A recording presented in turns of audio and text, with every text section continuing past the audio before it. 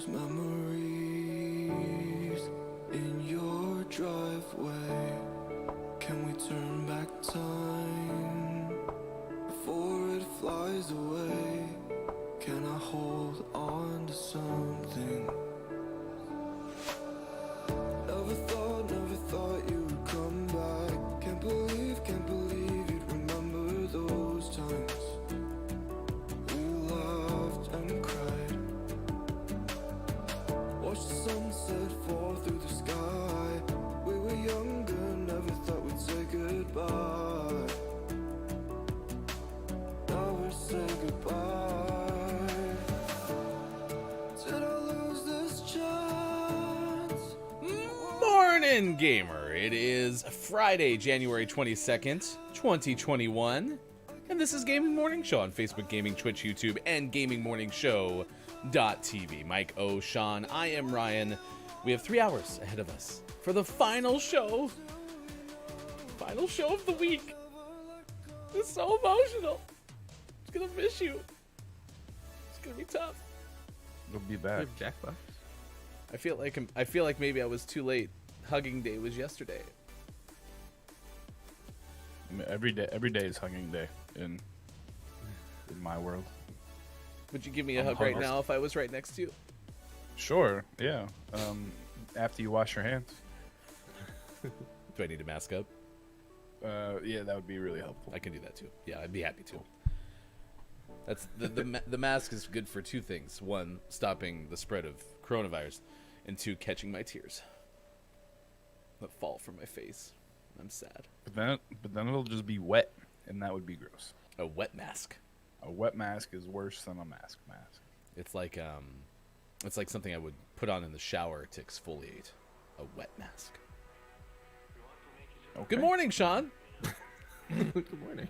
It's got weird. It really did, didn't it? Yeah, it just really took a turn. I just got emotional. Sorry. Sometimes that happens to me. But hey, we have Jackbox today. This isn't the last of the day. That's true. This is just It's the just beginning. The last of the day for now. It's just The Last of Us Part 1. Later on, it'll be The Last of Us Part 2. See what I did there? That's a game. It's a game. It's a video game show. See what we're doing? We're crafty with our tie-ins. What? This day in gaming history coming up later. Birthdays to celebrate as well. Gaming Morning Show, Morning Gaming News. And today, we are excited to welcome in two guests. We're going to talk to Drew Crescenti, who's the founder of Jennifer Ann's group. This is a awareness group based around the idea of educating and advocating for teen dating violence prevention. And one of the tactics that they use is the creation of no-cost video games. So we'll talk about that coming up at 7:25 a.m. Pacific time today. And then at 8:20 Pacific time, we'll have 5 questions with Mr. Fishy McFish of YouTube, as Fish is going to be doing a Twitch stream later on in the day as well.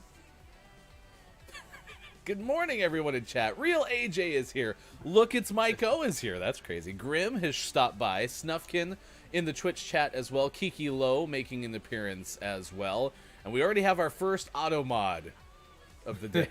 So I'm going to let Mike make the decision on that one. I trust Mike with all of my decisions. So, yeah, look at it. He's got everything taken care It's of. basically a name, you know.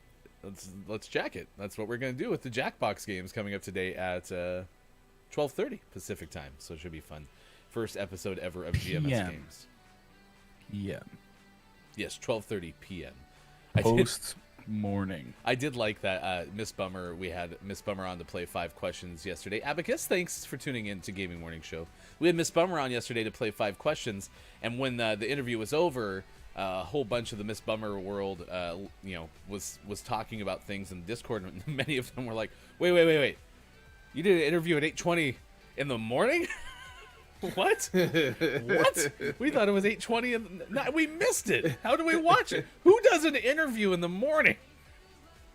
Welcome to Gaming Morning Show.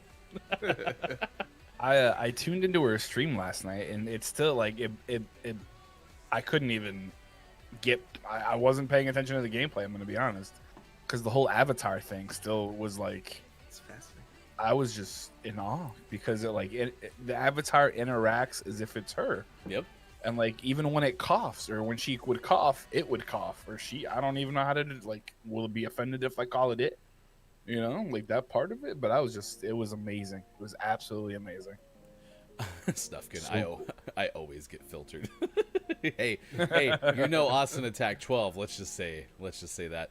Snufkin did though to say like, I don't know, a show that runs in the morning like a gaming morning show. We did try to make it known, but then of course like 3 months into this thing, then we became GMS in the afternoon for those watching in the UK. So really, maybe we didn't think this through. So, back to the drawing board. Good morning, Mike. How was your Thursday night? It was great. I watched a little bit of Miss Bummer. I watched. I've been getting a lot recently into painting minis for like Dungeons and Dragons and stuff. So I've found some streams where I've been watching folks do that to figure out what the heck I'm doing, and it was cool. It was a lot of fun. I reworked my schedule for today a whole bunch, which was exciting. Nice. People love post 6 p.m. emails, so that's fun. Especially on Fridays. Hey, can we just push everything to the afternoon? Yeah, absolutely. So I had a 6 o'clock meeting this morning. That was exciting. Oh, you meant 6 a.m. Oh, wow. Oh no, I meant 6 p.m., but it turned into a 6 a.m. meeting. So that was cool. I gotcha. Yeah, no, it was a good night. I don't really remember what else happened. Comedian Dave Chappelle has tested positive for COVID-19. We'll talk about that. We do, Mike, have a Shaquille O'Neal story in the hopper.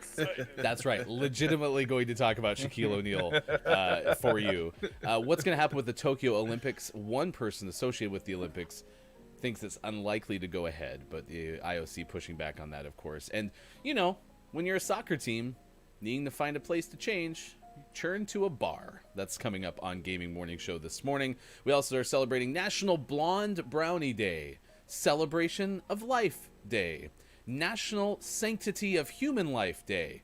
Wonder if those two things are very similar. Hot Sauce Day, and Answer Your Cat's Questions Day. That's right. Okay. Yep. It's Answer Your Cat's Question Day. I think my cat only asks 2 questions. Question number 1 is, can you feed me? Question number 2 is, can you let me outside? I think that's it. I think that's all he's got. Well, and Arturo has Pretty fair. intrinsic evidence that you can. So does Arturo even ask those questions anymore? Yes. Like Because last night when it was bedtime and he wanted outside, and I was like, no. I think at this point it becomes not really a question; it's a command. Let me out the door, human, please. Yeah. Human, open the door, or I will scratch things. So the room his food used to be in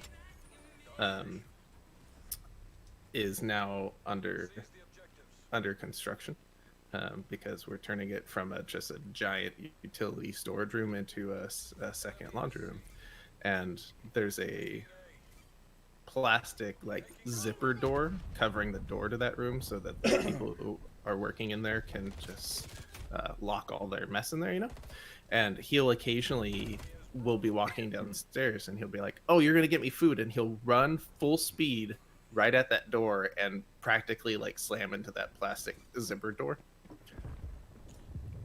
He's kind of dumb. Like And me they'd be throwing like, a dude, grenade. your food's upstairs. So we never captured A. I think meow is the appropriate answer for the types of questions that cats ask, according to Abacus. That is a very strong and smart guess, I would imagine. People act like cats aren't like super intelligent, conniving little butt faces.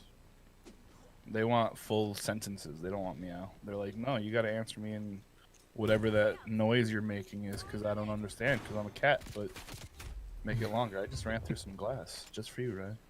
No, that's a different map. Doing it here is absurd. Oh, there's Yeah. still. No, but there's why would you plenty do of the glass yeah. thing here? I mean, that's just why. What? Well, it was accidental, honestly. Yeah, if I'm okay, honest. sure. Yeah. Man, we gotta get I rid of thought this I trophy figured system. you already broke it, but I was wrong. Gosh, we got rid of that trophy system. Ah, got it. Ah, take that. I did have a discussion last night with my wife. And when I say discussion, I mostly mean I talked and she looked at me like I was on crack. But we were talking about the peanut butter and cheese discussion. Oh God. And she had a really good point, guys. That is have you ever disgusting. eaten I'll never have it. those cheese crackers with peanut butter on them? No, because that's disgusting. Really? Yes. See, I really enjoy those, and I didn't really put the two of them together. And I was like, oh, yeah, it's not as gross as it sounds. Now, I feel like if That's I totally took, different. yeah, if I took like regular blocks of cheese and put peanut butter on it, that's just uncalled for. Add some bread, that's just weird. I'm thinking A and Those C. crackers, Yeah, they got a. I almost had B, but it's my luck right now. I mean, I hear what your wife is saying, but Yeah. I mean, that's not going to convince me because I don't like those Oh, no. crackers. So my kids eat a lot of those crackers. They Yeah. have the Ritz style crackers, and then they have the cheese and peanut butter crackers. And yeah. both times I'm just like, I'm going to only eat the Ritz ones because that's the only right answer in this scenario. Well, I mean, to be fair, I am basically like 6 years old, so it's fine. My controller's about to die. That's cool. All right. Doggo bark at any noise outside. If any real danger, she'd be friends with my murderer. Super friendly. But that's that that really terrifying bark, right? Got to make sure that they know. But if they actually needed to act on it, you're in a bad spot. Yeah, my dog would just lay on its back and be like, "Hey, if you rub my belly, you can take whatever you want." Enemy destroyed. Well, A's in a good place. C's in a good place. With all this talk about, answer the questions that your cat asked or whatever, I didn't get a chance to really get to the topic of the day, which has to do with an iconic car from the 80s is coming back. Maybe. They're thinking about converting the DeLorean into an electric car. I'm on board with this. I showed it to my wife because VW is coming out with an electric version of their bus, and that looks super cool. And we've talked about how much fun it would be to get that for like to go to the beach and to hang out around town. And then I showed her the DeLorean, and I was like, why don't we just get all of the fun weird cars as electric cars? And she was on board. Well, that's very nice. There's someone who made the DeLorean and is like, how dare you call this thing a fun weird car? Yeah, Like they poured their heart and soul into that thing, and here you are calling it weird. Man, it is weird. Abacus, but it was such a terrible car. It had terrible steering, notoriously broke down. The de-electrician. Nice. Yes, Caleb. If you go 88, you'll go back to the future. They're considering making the DeLorean an electric car. Now, apparently, the DeLorean comeback story, is one of a long road, no pun intended, because they had plans to make this thing into a new car using, gas power, but they had to get something settled in terms of like emissions requirements and things, and could never get it done. And so at this point, they finally figured it out, but it's too late. They don't meet now the current standard that they'd have to. So now it's like, back to the drawing board. Maybe we'll go with electric. And just so you know, it hasn't been a long road because where we're going, we don't need roads. That's true. No confirmation yet if it'll be electric and also fly. Or if you can go back in time, yeah. I did like that comment, by the way, AJ. Is it coming back to the future? I'm a little annoyed that it's 2021 and cars don't run on trash yet. That is true. Wasn't that the whole premise of the second one? Well, I mean, in general, that's what ran the DeLorean was trash, was the fusion. trash fusion. I don't know what it was called. Your dad 'cause jokes are welcome here, AJ. I'm not smart. Welcome to Gaming Morning Show. Gold, Rare, Pumbaa. Appreciate you being here. I like Pumas. They're fun. Okay, with the... I'm gonna get blown up. No, I'm not. So do trophy systems destroy other trophy systems? Because I just went to throw mine down and it just blew up. Oh, cool. Maybe. Or is there like anti-trophy system trophy systems? And when does this stop? Like, what if somebody Never. makes an anti-trophy system, anti-trophy system, anti-trophy system? Then the world will collapse upon itself. I'm dead. Grenades are the bane of my existence. I'd catch a grenade for you. Such a terrible car. She's a Maltese. Looks super scary. Or how scary can her bark be? I don't know what that breed. I'll have to look that one up. It's a dog. Thank you, Micah. Hashtag Back dog to you. expert. Hashtag dog expert. Look, it's Micah. How? Back to you. Someone in the else, newsroom. come on, get the person on the escalator. You're shooting at him. Finish him off. I got him. Thank I you. did finish him off. Always watching for bad dad jokes. It's the motto of the show. But we just got the... I know, that's not nice. It's very uncool.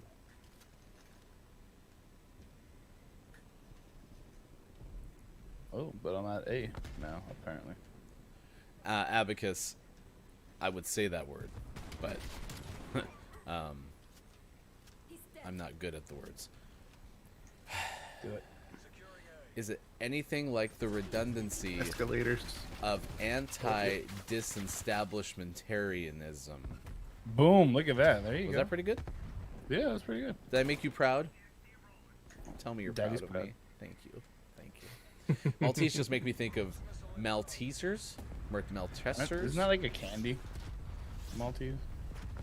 See, all I can think is, wasn't there like a Maltese Falcon? Yes, there definitely was. I It was a by falcon, myself a bee. falcon dog. I'm so alone. Catch a grenade for you. What you call back? You are not alone. They're UK's Whoppers. Okay. You can count on me. Ryan, you Until I don't get know it, but I shot, just saved your life. I'm dead. How'd you Someone's about to save come up my life? right behind you.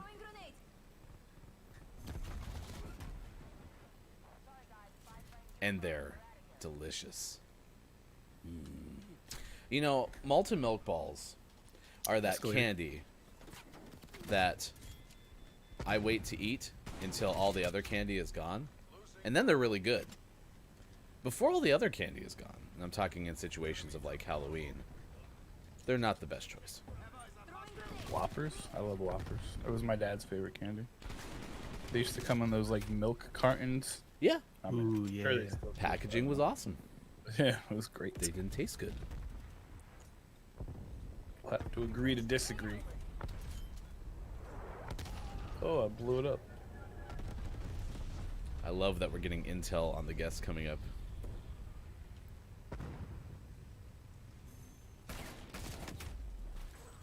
Dr. Chick is here. Good morning from Gaming Morning Show. Appreciate you being here wherever you may be. We got Gaming Morning Show, morning gaming news coming up next. We'll get the headlines There's of the a day. Sentry gun on A. Maybe I don't have any news. It's true. I should have asked. Sean, do you have any Gaming Morning Show, morning gaming news? Yeah, I do. Okay, cool. Yeah, thanks. So we will have Gaming Morning Show, morning gaming news. That's coming up next. There's a sniper, whoever just got shot in the face. Thanks. I just want to warn you of that. Oh my gosh. I'm so sick of their trophy systems. This team is really coordinated. This team's annoying. Is annoying like a synonym for they're just pretty good? No, Yes. like they're like they swarm together and they each throw a trophy system down. They are good, but that's just annoying. It's pretty much how I win all our games. It's with my trophy systems. Man, you could just fling these trophy systems. Oh miles. yeah. Oh, That sentry gun takes out the chopper? That's awesome. I was wondering what it was shooting. It's like, why is it shooting straight up? It's because of the chopper. The Maltese Falcon. You can get donuts with am I saying it like Maltesers? Flavors incorporated in the glaze. Shut up, Sean. I hate you so much. I'm trying. I'm so bad with the phonetics. Oh my gosh. Whatever that is, you can get donuts with it. You can get donuts with Whopper glaze. There. Take that, Chad. They still come in milk cartons. Well, that's awesome. Yes, they Nice. should. That's awesome. Oh, that's true. They're, Abacus. they're always hard to open. Nothing's worse though than the milk dud in a box of Whoppers. I don't think I've ever had that happen. Is that because they're made at the same place, or is that like a common prank? Either way, that sucks. It's a euphemism for Maltesers. You're slowly gonna train people to just only type in phonetic spelling. Would that be the worst thing in the world? Wouldn't that solve so many problems? Namely my own. It is so good to see you all. Thank you for hanging out with us on Gaming Morning Show. Thank you for the host. Shout out to AJ hosting us on Twitch. We certainly appreciate that. Grim, I watched your stream yesterday. That was super fun, streaming on Twitch. Appreciate that. Snufkin, also a streamer. We had recently a Q&A and music stream from Snufkin. When's your next stream, Snufkin? Please let us know. And then, of course, Kiki Low with the big fat raid from I Am Bush TV yesterday. Over 200 viewers joined Kiki Holy Low. moly. And you can join Kiki Low for Kiki Cup coming up on January 31st, this week from Sunday, as we play Kiki Cup Apex Legends Kill Race Tournament. Find out more at twitch.tv/Kiki Low. We appreciate you being with us. We recently launched a Patreon, so if you want to be part of our early adopter tier, you can do so through March 31st, 2021. There's 100 spots available for that, costing less than a Twitch sub, and includes participant priority. So if you join us at 12:30 Pacific time this afternoon, and you are a Patreon, we'll try to get you in as many games as we possibly can this afternoon as we host that show at 12:30, first edition of GMS Games. I am Ryan, that is Sean, and Mike O on the left side of the screen, and it's time to get informed to hear what is happening in the world of video game headlines. I bet these are going to be maybe slightly evil. Dun, dun, dun. It's time to get informed. Here's hashtag video game expert Sean. Good morning. It is Friday, January 22nd, 2021, and this is your Gaming Morning Show, Morning Gaming News. Speaking of evil, Resident Evil had an event yesterday. I think that's what you're alluding to. Nailed it. And here's a quick rundown of all the announcements that were shown at the event. It was super rad, so if you haven't watched it, go back and watch it. There are plenty of ways to watch the full event or people's reactions to it. They announced the release date. It is coming to all the systems on May 7th of this year, and a demo will be later in the spring, will be available. PlayStation 5 owners, however, can get an exclusive access to the new Maiden demo. So buy a PlayStation 5. What is a maiden demo? It's in quotes, so Okay. I think it might be referring to a character in the Okay. game more than anything else. Obviously, they showed off a lot of gameplay, which is back to that Resident Evil Biohazard first-person gameplay. So it looks really good. Their new, what's it called? Their new can't think of the word. Their new system for their gameplay and stuff is looking really good on next gen consoles. Engine, that's the word.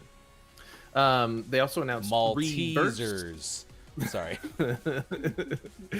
See, you can't say words. I can't think of words. So with our powers combined, We're a literate planet. Resident Evil Reverse was announced, which will be their multiplayer mode. Does Resident Evil need a multiplayer mode? No. I don't think so, but there it is. Well, now it exists. I asked hashtag Dead by Daylight expert Nintendo nerds if it looked similar to that game because it was about a 6-player situation, and I thought maybe one person was acting as the killer or something. According to a Nintendo Nerd's backroll says no. So I don't really know what to expect with it.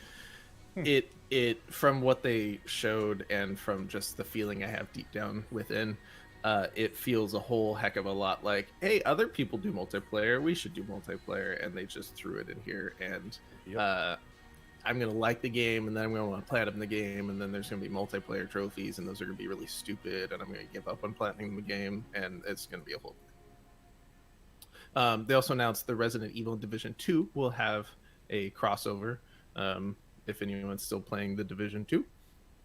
And then they teased the Resident Evil Netflix movie during the stream, which the Netflix animated movie already is exciting. So we'll see when that comes out later this year.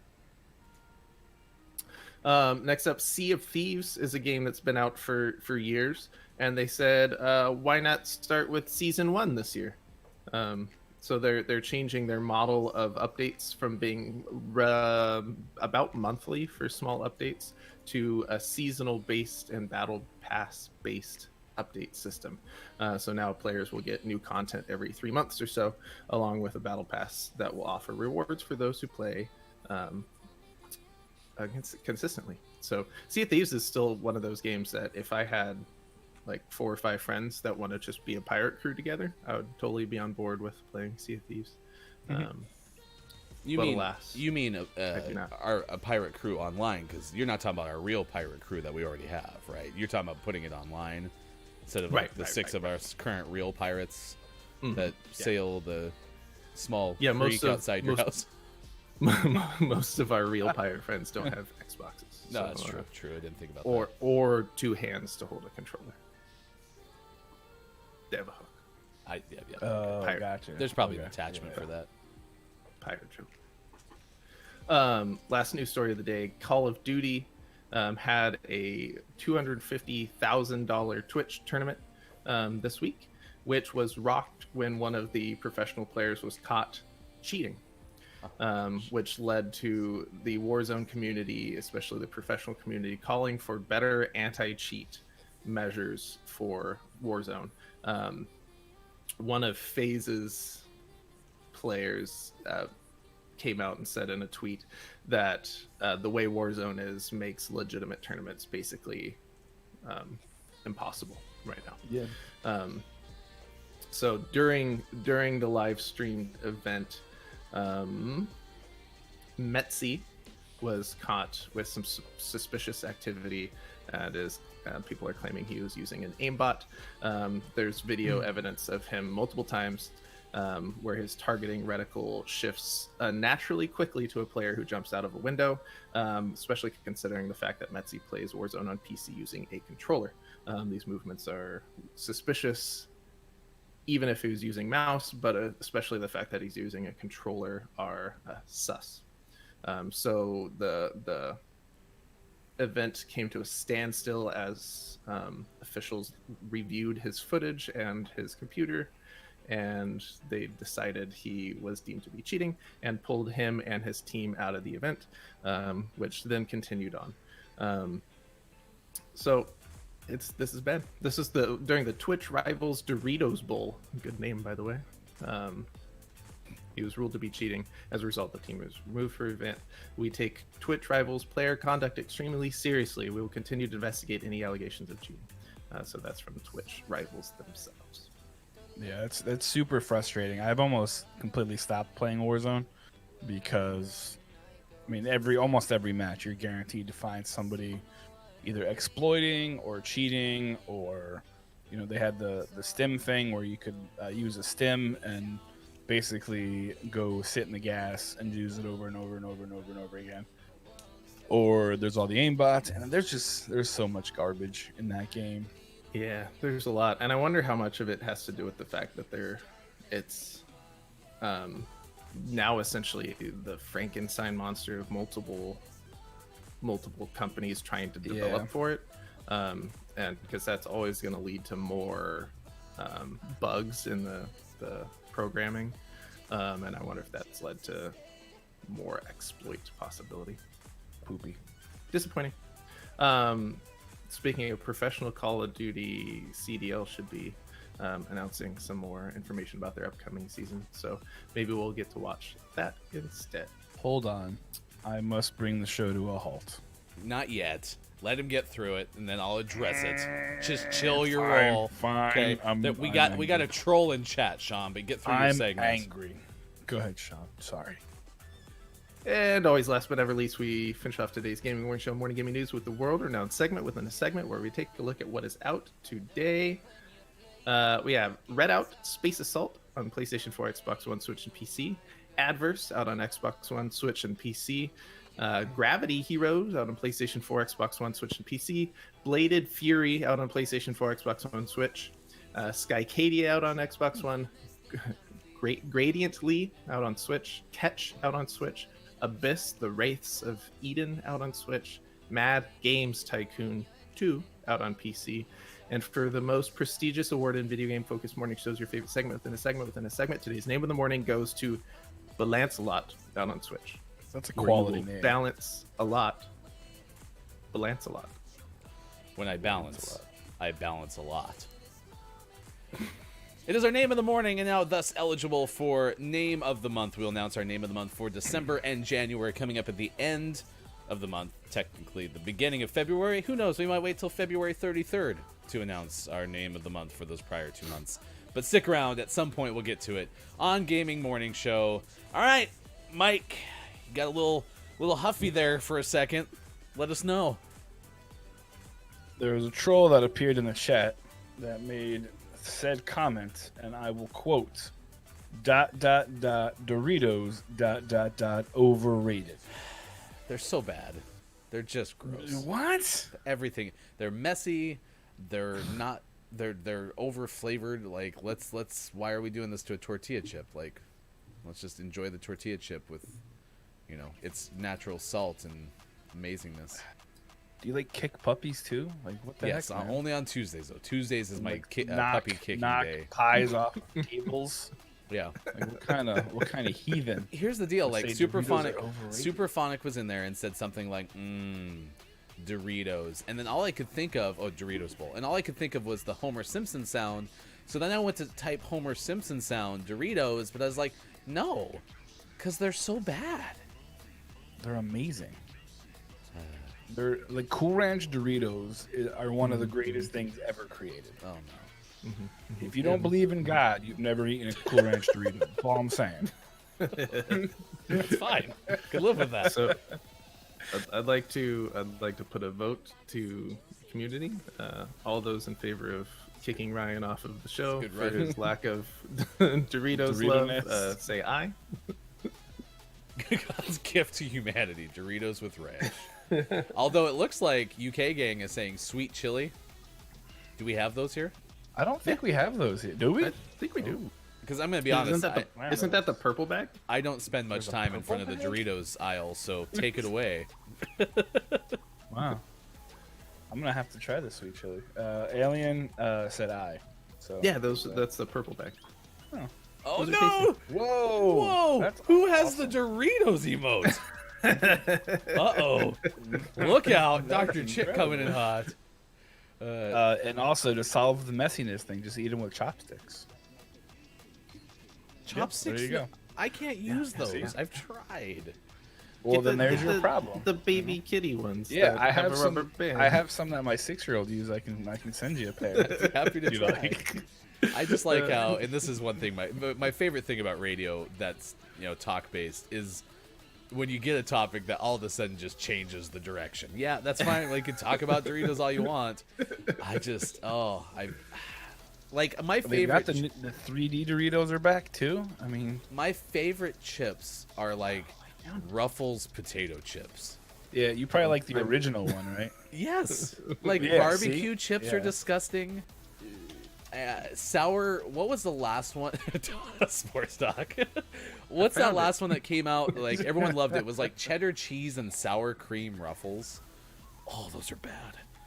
Oh my gosh. You only eat vanilla ice cream too. No, I hate vanilla ice cream. I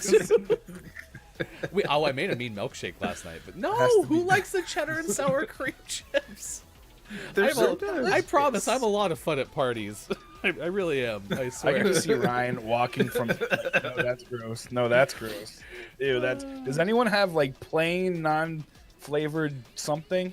Sour cream and onion. That is a Bread, good flavor. maybe? Sour cream and onion is good, but the cheddar and sour cream. But I don't like what's the. your stance on sea salt and vinegar chips? Oh, those are so bad too. Oh my gosh. Who Cape made Cod those? kettle chips. Ooh. The same person who made the salt and vinegar chips is the same person who was designing the golf course. And on the day that person designed like the green that goes like, and your ball has to like go 50 degrees to the right in order to get to the hole that's like 135 degrees the other way. That's the same person. Someone's like, oh, my significant other left me and now I'm mad. I'm gonna make these chips. Enjoy them.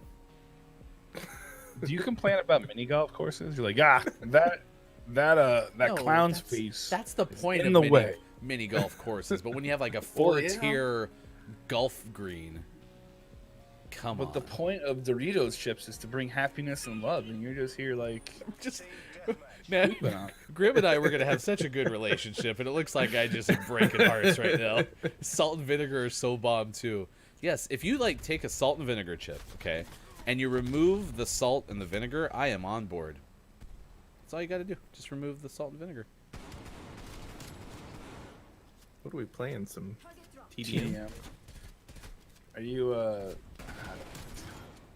I'm so your back. distraught right now. I need to make sure I add these to future like job interview questions. When I say, do you have any questions?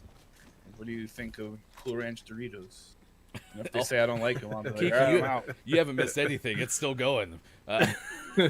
Apparently, Doritos are still like the favorable chip of all. Amazing. There's something there for everybody, except Yeah. for Ryan, who doesn't like flavor.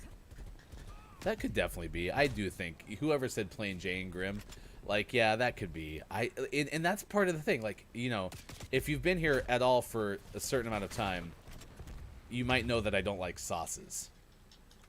Yes, I'm boring. Yes, that is true.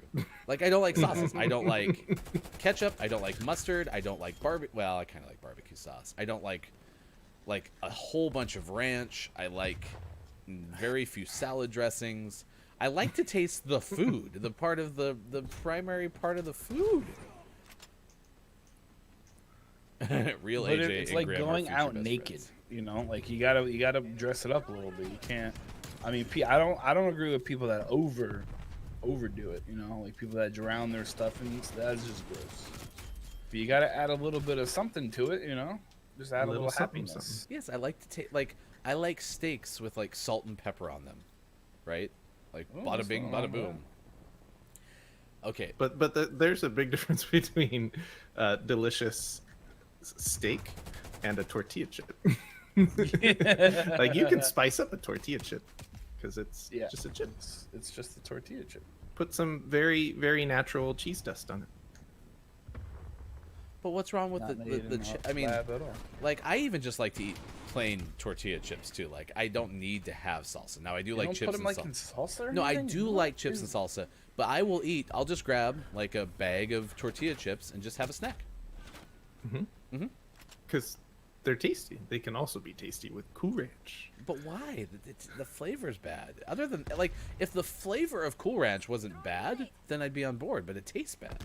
It's glorious. What It's are you talking awful. What is it? Buffalo wings and It's ranch. awfully glorious. Unless that, and we're still talking about chips. Because if there's a buffalo wings and ranch chip, like, come on, why? Why are we doing this? Because it's amazing. That's why. You had whoa, Super had a shot of vinegar. Oh, Yeah, why would you do that? That well, sounds intense. it sounds like a story, and I'd love to hear the story. But what is going on? I was just bored. All right, if you're just running in, like Scott Chick is, and good morning, Scott Chick from Gaming Morning Show. We are now having a debate about chips, or for those watching GMS in the afternoon in the UK, crisps, because I had to tell everybody when Superphonic came in and said, Doritos. I just said Doritos are overrated because they are. They're bad. So, You've also said they're gross, which is just. fact. I mean, I can live with overrated, but gross is just that's fighting words. Well, like I can get why somebody might like them, but they're overrated in that regard. Apple cider vinegar is good. White vinegar and balsamic is good. Yeah, see, like I'm on there. I was doing shot roulette and it landed on what I thought was vodka. Oh, that's got to be such a disappointment. Oh. Did you, Ralph? Like, I have to imagine that that's I not would've tough thrown to up finish up. pretty Yeah. hard. Right? And see, like, I'd be more on board with balsamic and salt chips as opposed to, like, just, like, straight up vinegar. My wife likes the salt and vinegar chips, and so frequently if I run to the store and I get salt and black pepper chips, because that's my favorite kind of chip, which they're really good. They're kettle chips, and they're made here in town. Well, at least at one point they were. So those are really good, but then I have to bring home the salt and vinegar chips for my wife, and they just smell so, like, you open the bag, and they're so bad. But listen, here's another confession or truth from me. Like, I can't even like this. I don't like the smell of Cheerios. The smell of Cheerios makes me nauseous. And I think. Well, I'm hoping you're self-aware enough to be able to admit this, but you have weird food stuff. Oh, for sure. Oh, Yeah. So I am definitely not think the definitive baseline. The definitive opinion on anything food related just can't come from Ryan.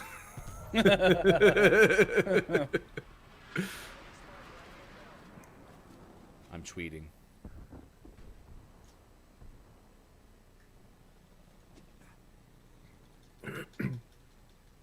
I'm very upset today. This is. I really ruined you, didn't I? I'm gonna have to cancel all of my meetings this afternoon and all of my intakes and be like, sorry, I cannot because the person who I thought that I knew and loved betrayed me. Oh, all a so lie. yeah, like Cheerios, the smell just it makes me legitimately nauseous. Like I have How to about leave honey a nut room. Cheerios? We've never really had those in the house a lot. But I did say this Kim Chica stream is one of the streams that I like very much. And either on Twitter or through Jenny's stream, I said Cheerios, I had to leave because they make me nauseous. And Jenny referenced corn nuts. And that was the other thing that, like, if someone has corn nuts, I legitimately have to leave the room. Because they make me that nauseous. So. Corn nuts. Honey Nut Cheerios put you in the hospital, Abacus? Look at the stories we're getting today. I assume you got out because you're here. Abacus is talking to us from the hospital right now. It happened last night. I'm still in the hospital. They have great Wi-Fi. I am hospital. Oh my gosh.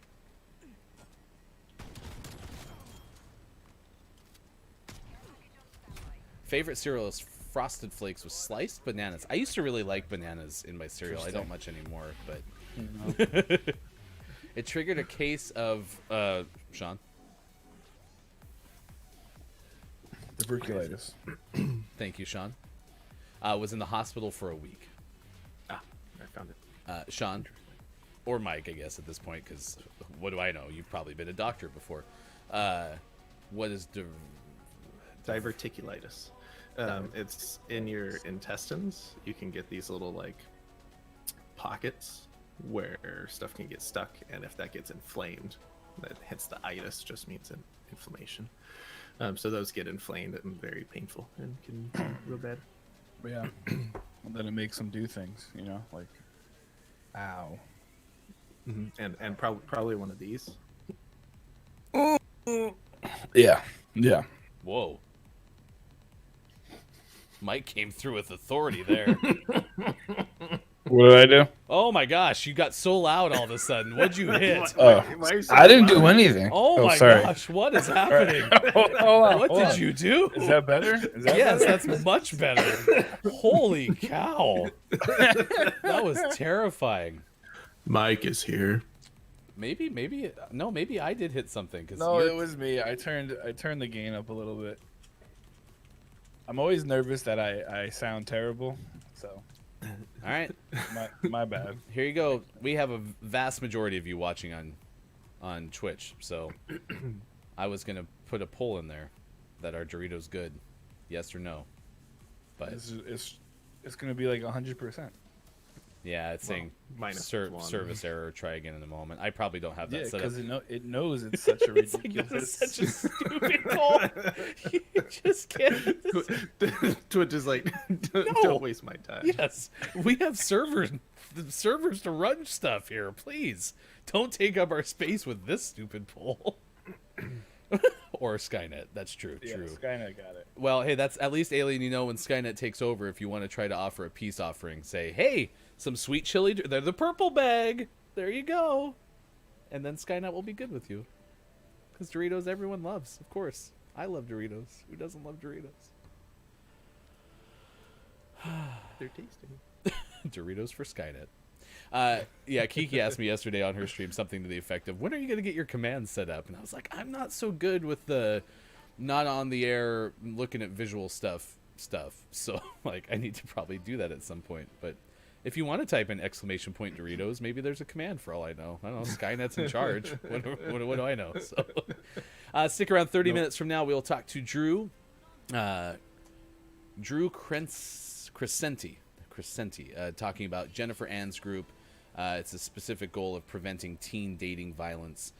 We will talk about how video games play a role in their work at 7:25 a.m. Pacific time this morning. And then 5 questions with Mr. Fishy McFish coming up. Mr. Fishy McFish of YouTube at 8:20 this morning. Our topic at one point today... I remember it. It was such good. It had so much promise. Was Doritos. the DeLorean might be coming back as an electric car. I still have to get to the Shaq story for Mike. It's very important. We have to tell you how Dave Chappelle has COVID, and hopefully he's going to be all right. You know, like, we had a whole bunch of things planned, but no. Say one thing about Doritos that's absolutely true, and everyone gets mad. When you make blasphemous statements, I mean, It's just true. it If derails it the wasn't whole true, thing. then everything, like, I would get it, but y'all are wrong. I mean, look at this. It's like, it's like 25 against 1 right now. I mean, clearly I'm right. I'm sorry, Is there Graham. anyone else in the chat that does not like Doritos? This Let's just go with this that is a good learning moment for us all. Language matters, because if you say things like Doritos are overrated and you're all wrong, but you're picking a fight. You could just say, I don't like Doritos. Graham, are we good? We gonna be all We'd right? still fight with you, but There's Listen. apparently a Takis emote as well. What's a Where are you talkie? finding all these emotes? I don't hate your snacks. They're just bad. You don't know what a Taki is? No, what is a talkie? Oh. Fair. It's like a Dorito rolled up into a tube and then really overspiced. Why did they call them tubular Doritos? Because Takis are more fun. I don't like the weird hot spicy flavor they cram on everything, like Cheetos. Yeah, like flaming hot Cheetos, I can't imagine can be very good, right? Like they're just super, super hot. I mean, if you're it was, yeah. Okay, which I am. I imagine then like there's the group that likes hot stuff because it tastes good, and then there's a group that likes hot stuff just because They're it's like a sadists. challenge, right? To like be able to tolerate the most extreme thing, like on Buffalo Wild Wings menu, their hottest of hot thing, right? Yeah. When I lived in Pennsylvania way back when, there was like a Buffalo Wings Fest, because of course there was, and you went and like for $10 you got 10 tickets and you could go get, you could sample all the different wings. And there was one guy who was like, "These are the hottest you'll ever have," and of course everyone says that. I made the mistake of eating those first. It was a waste of $10 because holy jeez, the moment it touched my tongue, I almost died. Oh my god. So, because that was definitely one of the guys who's like, just make it hot as you can, and it was not good at all. What was that? That's what they did. Well, I think Kiki, you've done like the open up the random jelly bean or something that was super hot, or some sort of, maybe it was a chip challenge actually, because those have kind of become those. in vogue to do Uh, Yeah, I don't and know like, why. listen, y'all could find me like the level 2. You might be able to find me the level 1, chip. Be like, here, try this, -6. Ryan, and I'd be sitting there, be like, I need milk. Help. And it turns out it's just a Dorito. Probably. I will agree. Sean's stance is Sean's known me a long time. What he said is absolutely true. I am not by any means the person to go to for flavorful food. So yes. Is sugar an antidote to heat? It must have been in that case because I thought it was milk. Milk It depends is- on. It depends on what you're talking about. Most of the like spicy peppers, a lot of the heat's in like an oil-based compound, which is why water doesn't help because the oil and the water don't mix. You don't wash it away. You just kind of temporarily make it feel better because your tongue's wet. But once the water's gone, that oil is still there. So you need something that can dissolve the oils, and milk typically can do that better than water. Smart. All right, it is 6:57 West Coast time. We need to do birthdays in this day in gaming history. Luckily, the ladder is not very lengthy. So we will tell you birthdays today. John Wesley Shipp turns 66 today. Singer Steve Perry is 72. Diane Lane, 56 today. DJ Jazzy Jeff, 56. My guy. I love DJ Jazzy Jeff and the Fresh Prince. I really liked their bit in the Fresh Prince of Bel-Air, which honestly I didn't watch a ton of, but that became iconic if you ever watch Will Smith talk about it. Will Smith. Oh, sorry, chat. I'm back. I was just thinking of Will Smith and Independence Day. Gets me all tingly inside. Okay. Hashtag Man Guy Crush Fieri's Friday. birthday. Exciting. Whose birthday? Guy Fieri, the mayor of Flavortown, baby. Gaia did recently a lot of good stuff for restaurant owners, right? I remember seeing a lot of donations or something like that to try to save restaurant businesses. Yeah, yeah. Olivia He's a good dude. Diabo, No idea. Dabo, 52 today, was in the Clone Wars. Provided the She was voice a actress. That's why. Luminaria Unduli. Yeah. Nice. Cool. Yeah, great. Actress Willa Ford turns 40 today. Beverly Mitchell, also an actress, is 40. Sammy Gale turns 25, the Columbia University grad of 2018. Congrats, Sammy. Rapper Silent O turns 23 today. Historical birthdays or other birthdays of note to mention. Rapper Logic is 31 today. Nice. Kind of a light day. Guitarist Ben Moody of The Fallen and formerly of Evanescence is 40 today. He wasn't in the Moody Blues. I'm just a singer in a rock and roll band. Boom, boom, boom, boom, boom, boom, boom, boom, boom. Come out and hold my hand. Historically, it's Francis Bacon's birthday. Nights of Bacon White Salmon. aficionado. He invented bacon. Yeah, I'm going to tell my kids that today and see if they believe me. Logic 31 today. The heat from peppers actually comes from a specific part of it called the capsaicin. I learned about it on Man vs. Food. One of the challenges used pure extract, and it was ugly. Yikes. The dudes on that show, I think is like another one now. It's just, what is wrong with them? Like they're like, yeah, let's just try and eat as much hot and gross, disgusting food. Caleb, you ate a. Anyone know what? You two know what a Reaper seed is? Ooh, it's from a Reaper pepper. That's not good. Caleb, quote, according to the very reliable Kiki Low, Caleb ate a Reaper seed and didn't flinch. I feel like a singular seed would probably not be awful, but if you have like a pepper with a couple, you're not gonna. It's not gonna be a good moment in that moment, and then about 4 hours later when you're pooping it out, yeah, it's either. It's always the second part of that, right? Yeah, no. When it comes back for the what is that thing called after the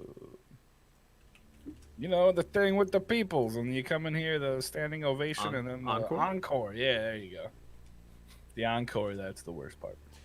All right, well, some shout-outs this morning as we close out the first hour. 2K Games released Sid Meier's Pirates video game on PlayStation Portable, this date back in 2007. There is an exclamation point in that. Electronic Arts the next year released Burnout Paradise for PlayStation 3 and Xbox 360. And that is your 2 moments of this day in gaming history. Morning, Digital Doc. Thanks for being here. Makita, I don't think I said hi to you when you showed up watching on Twitch as well. You can find us on Facebook, Gaming, Twitch, YouTube, and a Gaming Morning Show.tv. Big thanks to, and I learned how to say, it's not Cage Boy, Kagi Boy, I believe is how I'm supposed to say that based on what I learned from Kiki's stream yesterday. But thanks for the follow on Twitch. We certainly appreciate it as well. It is time to say goodbye to our hashtag video game expert. Sean must go and solve bigger problems. Nope, shaking me off, giving me the cut sign. Nope, we don't. Why would we do that? That'd be silly. No, I do have to go. Oh, damn it! I just don't want to. Oh, I see. Okay, you want me to talk to you and convince you, like my 5-year-old? Sean, you look very sick. I don't think you'll be responsible to go spread your sickness to your patients. Yeah, see? Oh, I have the fever. I can see you have a fever. And the only prescription. The only prescription is more Gaming Morning Show. Nice. Nice. Well, I will tell you this. If you're going to cry your tears, take your mask off. Be isolated. Yeah, don't. Because otherwise it becomes a wet mask. And science says it's bad. So, Cargay Boy? Okay. Either way, thanks for the follow on Twitch. Everyone say goodbye to Sean. Goodbye, Sean. Bye, Sean. Don't forget to use your Dr. Squatch soap when you're showering before work. We'll miss you. That was the best cut I've ever made because it took you off screen right at the right time. All right, stick around. We got Look It's Maiko and me coming back. When we return, like I said, we'll have our interview talking about Jennifer Ann's group and how to use video games as a tool in the awareness of teen dating violence that's coming up in just a little bit on Gaming Morning Show. When we come back, Look It's Maiko will continue to tell me more about Doritos, which I'm always excited about. So it's on the way. We got a whole bunch more stuff still to come on Gaming Morning Show. So stick around with us. I am Ryan. Maiko, we're back in just a little bit on Gaming Morning Show.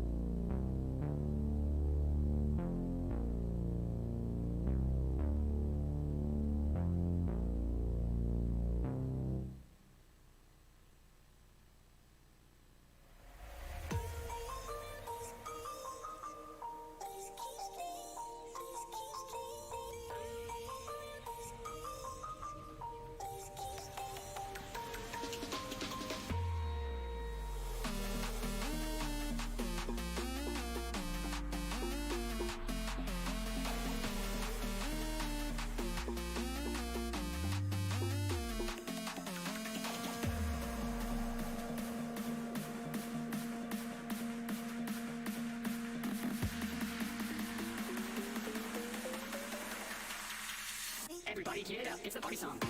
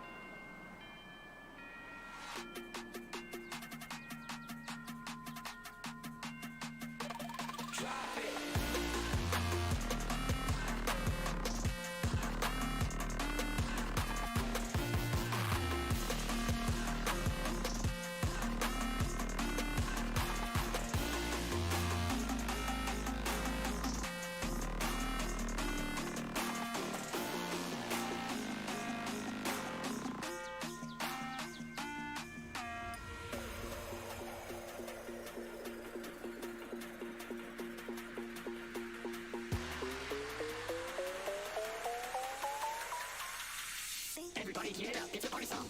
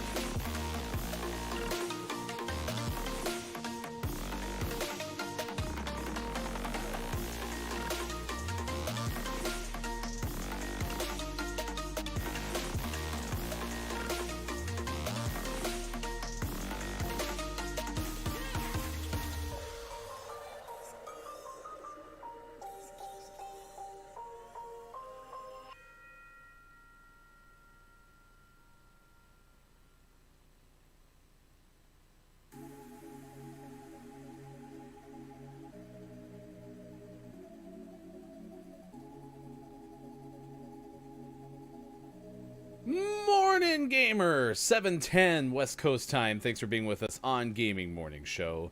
And then there were two. That is Mike O. I am Ryan. Thanks for being with us wherever you may be on Facebook Gaming, Twitch, YouTube, and at GamingMorningShow.tv. We're 15 minutes or so away from talking to Drew Crescenti, the founder of Jennifer Ann's Group, and we're going to talk about what gaming's role is in helping spread word and awareness about teen dating violence prevention. And I mentioned this on my Twitter. You can find me at HeftyGoof on Twitter. You can find the show at WatchGMS, and you can find Mike at Look It's Mike O. Now, this is the second straight week that we're looking at some sort of form of relationship abuse and video game awareness thereof. Cheritomo was with us last week playing 5 Questions and talked about the game To Be With You and an autobiographical visual novel of kind of what Kara had experienced, and it talks about emotional abuse in relationships. If you missed any of that interview, you can find it on our YouTube channel. Just search Gaming Morning Show on YouTube. It's very exciting. It's really cool to see the kind of the social impact that video games can have and how you can use that as an education tool and to spread awareness for things. And during the break, I was looking at the Jennifer Ann's Group page that has all the games on it, and it's very interesting. Honestly, it's something I'm probably going to check out, and then maybe have my my teenage daughter take a look at it as well. Incantasia, thanks for being here on Gaming Morning Show. We appreciate seeing you this morning. It is Friday, January 22nd, 2021. Thanks for being here with us on the show. 2021. Let's see who else has shown up, or we should say hi to Superphonic. Abacus, thanks for the kind words in between the break. Yes, we are happy that you woke up this morning and could join us as well. Real AJ and Dr. Chick, as always, thank you for being with us on Twitch and wherever you may be. Makita, Caleb Wins Games, Alien, thank you so much for being with us on Gaming Morning Show. Coming up this hour, we have that interview, and then we will have sports coming up later. Sports. I'm kind of excited for sports. I hope you have the news that I'm excited for in there. If not, I'm going to be very, very upset. It is important, too, I should mention, throw out some positive vibes into the universe today. Not going to mention specifically anything because that might be private, but someone in the universe right now could use our positive vibes. So if you're thinking positive vibes or you can today, please do so because it is important. And that's just something we should do every day. We should always put some positive vibes out there in the world, and especially in the strange place we currently live in. Always do what you can to be happy and nice to folks and help them to have great days. Ooh, Super, you and me could have a resume off because I already think I might lose to Mike because Mike has held every job known to man. But I have written a lot of resumes. We should have a resume off. Sorry, I'm just breaking some glass. Everything's fine. You know, it's all good. My the sound on my OBS isn't working again. Yeah, I think I have a crappy capture card, and so I don't hear anything, so it's fine. No, you don't. This game is not about being able to hear Oh, anything. There's, no, not at all. It's proven that all video games are solely built to be visual first, and Yeah, so yeah. no footsteps, Not a especially big in a deal. game where you have to find and eliminate people. That you don't have to worry about that. Everything's good. You don't need footsteps. You just shoot them in the face, and you're fine. Yeah, just click on their heads. Or I was told yesterday that when you're first starting out, click on their shoulders. Either way. Coming this February to Gaming Morning Show, Superphonic, Mike O, Hefty Goof. It's Resume Rumble. Available on pay-per-view. Please contact twitch.tv/therealajstorm I'm on for payment. fire! Look, it's Mike O's on fire. I've done 1 or 2 resumes in my time. 1 or 2. Oh, you're a good guy. I'm shooting at your face. Resume Rumble. That's friendly. To the pool. To the pool. To the pool. Yeah, you can't. It doesn't really work that way. Oh, that guy just got blown up. Sucker. Nope, that's not a dude. That is also not a dude. Okay. Lost that fight real bad. That was ugly. Ugly, ugly, ugly, ugly, ugly. Oh, jeez. Cheese? They're everywhere. Peanut butter Paul. sandwich? Yeah, I'm telling you, like we've surveyed many people so far about this idea of the peanut butter cheese sandwich, and not many have said instinctually like, "Oh yeah, I'm gonna try that." Mike did try to bring up crackers this morning as a way to say cheese that maybe crackers? if you've tried this, you might like this. We're talking it's like the still, peanut butter it's a cheese stretch. flavored crackers, right? Yeah, yeah. It's still a stretch, though. Oh. Man, aimbot would help a lot right now. I can't believe that was a pro player who, in the Gaming Morning Show, Morning Gaming News, was using aimbot. I've seen a few cases where there are some streamers that are known for their gameplay and have large crowds who have been caught cheating. And there's a couple of them that have been like real huge Richards about it. And if you get caught, man, just own up to it. That's not a person. I'm not going to say names because then somehow someone's going to find it and I'm going to get sued or something. But yeah, there's been a couple. But I've seen people get a little questiony about. I don't understand like why like it's I play for fun, you know, like I play for the social part of it, and I play just because it's supposed to, you know, help me take a little break from reality for a little bit while I'm having a good time with my friends. And it's just coming up against dudes who are like, I have 8,000 wins in Warzone. Like, great. Like, Well, I mean, congrats if you're anyone never watches gonna your you're never gameplay. gonna see eye to eye on that because you have two different reasons for playing games, and that's Oh, yeah. okay. It's just I'm surprised that somebody who is entering a tournament knowing that you cannot cheat would decide to do so anyway. But you know that would be more of in line with I've never understood performance enhancing drugs in sports, right? But I would never be able to fathom taking them. But then there's the next stage of that discussion, which is, well, I've never been in a position to earn, you know, $487 million more by taking them, right? And that was kind of the discussion around the home run king, McGuire Sosa thing, right? Like, or even Barry Bonds is, you know, Barry was frustrated that there was all this attention going to McGuire and Sosa during the summer of '98. And that, or 95, 96, something like that. It's around that time. 98. And that's part of the reason that, you know, Bonds decided to do that. And in turn, got all the glory and all the money. But, you know, I'm also really bad at being motivated strictly by finances. And so when that's the case, you know, clearly I'm not going to be a person who understands a lot of that. So I have already encountered a streamer in Apex who was using cheats. Reported him in-game and through Twitch since Twitch bans cheaters. The problem though, for like especially for Call of Dutyers, it seems like Activision, who runs that engine, just doesn't really care. You know, you have to have overwhelming. Oh wow! I just got blown the holy heck. You need to have like overwhelming evidence to ban somebody, because I mean there are a lot of people who will report you like I've been reported, and I surely I definitely don't cheat. I'd be a lot better if I did. But sometimes there are people who just do it for sour grapes, and I think Activision's just like meh, whatever. What's manga, Abacus? You're making me miss working in manga so badly. Mango? Oh. I like Mango. mangoes. All right, get some food, AJ. Let us know what it is, though. That's a new rule that I just made up on Gaming Morning Show. Is if you're getting food, you got to let us know what it is.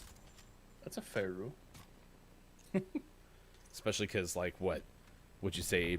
70% of our topics of the day are food related. Oh, if you missed that too this morning, I went through the days of the day, but we had Answer Your Cat's Questions Day. That is today, and it made me think of Alien, because we talked about Alien Snuggy Cat yesterday. Snuggy Cat, oh Snuggy Cat, what are they snugging you with? Snuggy Cat, sorry, oh what was that? Snuggy Cat. What are they snugging you with? I know, I can find No, that's fine. an alternative, you know, lyric I there. just wanted to make sure that's what you said. Oh, Japanese comic books. Gotcha. I am not a Japanese comic book expert, nor am I a comic books expert in general. I love comic books. I used to have these awesome comic books called Samurai Penguin. It was a special edition stuff, and then my parents sold it and I was very sad. But it was a great comic book. You should look it up. Samurai Penguin. That would have been great to know on Penguin Awareness Day. That would have been awesome. Well, I wasn't here, Ryan. All right. You were here in spirit, and you could have I was alerted us working. via the spiritual. I'm actually kind of bummed out because my, to be sappy, my dad's favorite animal is a penguin, and we lost him last year. And I have like a plethora of penguin stuff now, because when you have somebody that passes away, it's your responsibility to go clean up their stuff. So I have like an unfathomable amount of penguin stuff in my house now. I'm gonna have a really tough time when that comes my way. No need to spoil me silly. I surely will fall asleep soon. Well, certainly we appreciate you spending some of your awake time with us in Camtasia. I am Ryan. That is Mike. Oh, it is Gaming Morning Show at 7:21 West Coast time, 10:21 in the East, and 3:21 for those watching GMS in the afternoon. Cat Questions Day, basically. Every year, this is from daysoftheyear.com. Every year, your cat grants you the power to understand and speak its language, giving you a great opportunity to communicate with them and answer questions. We think it's some sort of magic, but we're not the ones asking the questions. Our cat is. Okay, joking aside, because I was like, that's some real deep stuff right there that probably isn't true. Cats are complex. They can be affectionate, loving one day and terrified of everything the next. That's true. They're sensitive and curious creatures that love being social, but they also value their alone time. So Answer Your Cat's Questions Day is such an important bonding experience that can help you understand your cat better. All right, everyone who has a cat, please go look at the cat. I want you to get real close to him. Look him right in the little cat eyeballs and try to get in their head. What's your cat asking you today? Somebody paid $5,000 to have that put on that. It costs $5,000? I'm pretty sure it's $5,000 to get a day of the day on that thing. Because Dan Patrick has the flannel shirt day in November. Yeah. That's cool. You seen Joe Rogan's bit on cats? I have not. Super cats are tiny predators. Well, that is true. I mean, they eat animals. So, yes, Cats literally. are evil. I'm sorry. Use the toilet. I'm tired of cleaning your litter box. I'd say that's fair.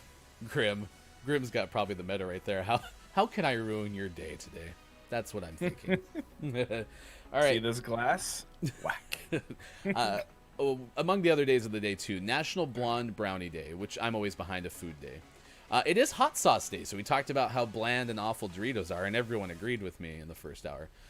Celebration of Life Day today, National Sanctity of Human Life Day. I'm guessing that those two are somewhat interconnected. But Probably. Hot Sauce Day, I assume then if you're into the flaming hot Cheetos and spicy chili Doritos, that like you must like hot sauce. Absolutely. 100%. Okay. Fully behind it. We might have to edit one of our 5 questions for Fishy McFish in the final hour and ask about something spicy. Something spicy. All right, stick around. We are going to have our interview coming up to talk about Jennifer Ann's group. That is coming your way next. We will have that interview, and we'll talk to the founder and executive director of Jennifer Ann's group, Drew Crescenti. It's next on Gaming Morning Show.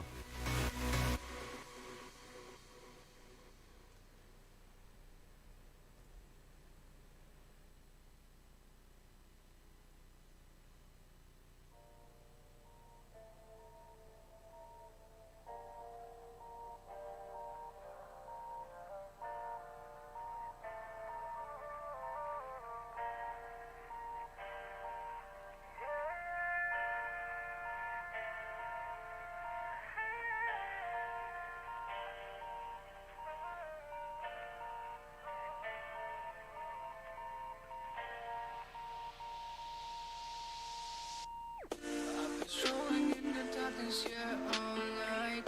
Need nobody's help, cause I'm my own light. I just wanna be somebody in my life. The race is peaceful, so I don't know how to put up a fight. Against my struggles, but I'm putting up all my might. Against my problems, but I don't let mine go out of my sight. But still, sometimes I waver, but I promise I keep up. I keep moving, this ain't over until goodbye.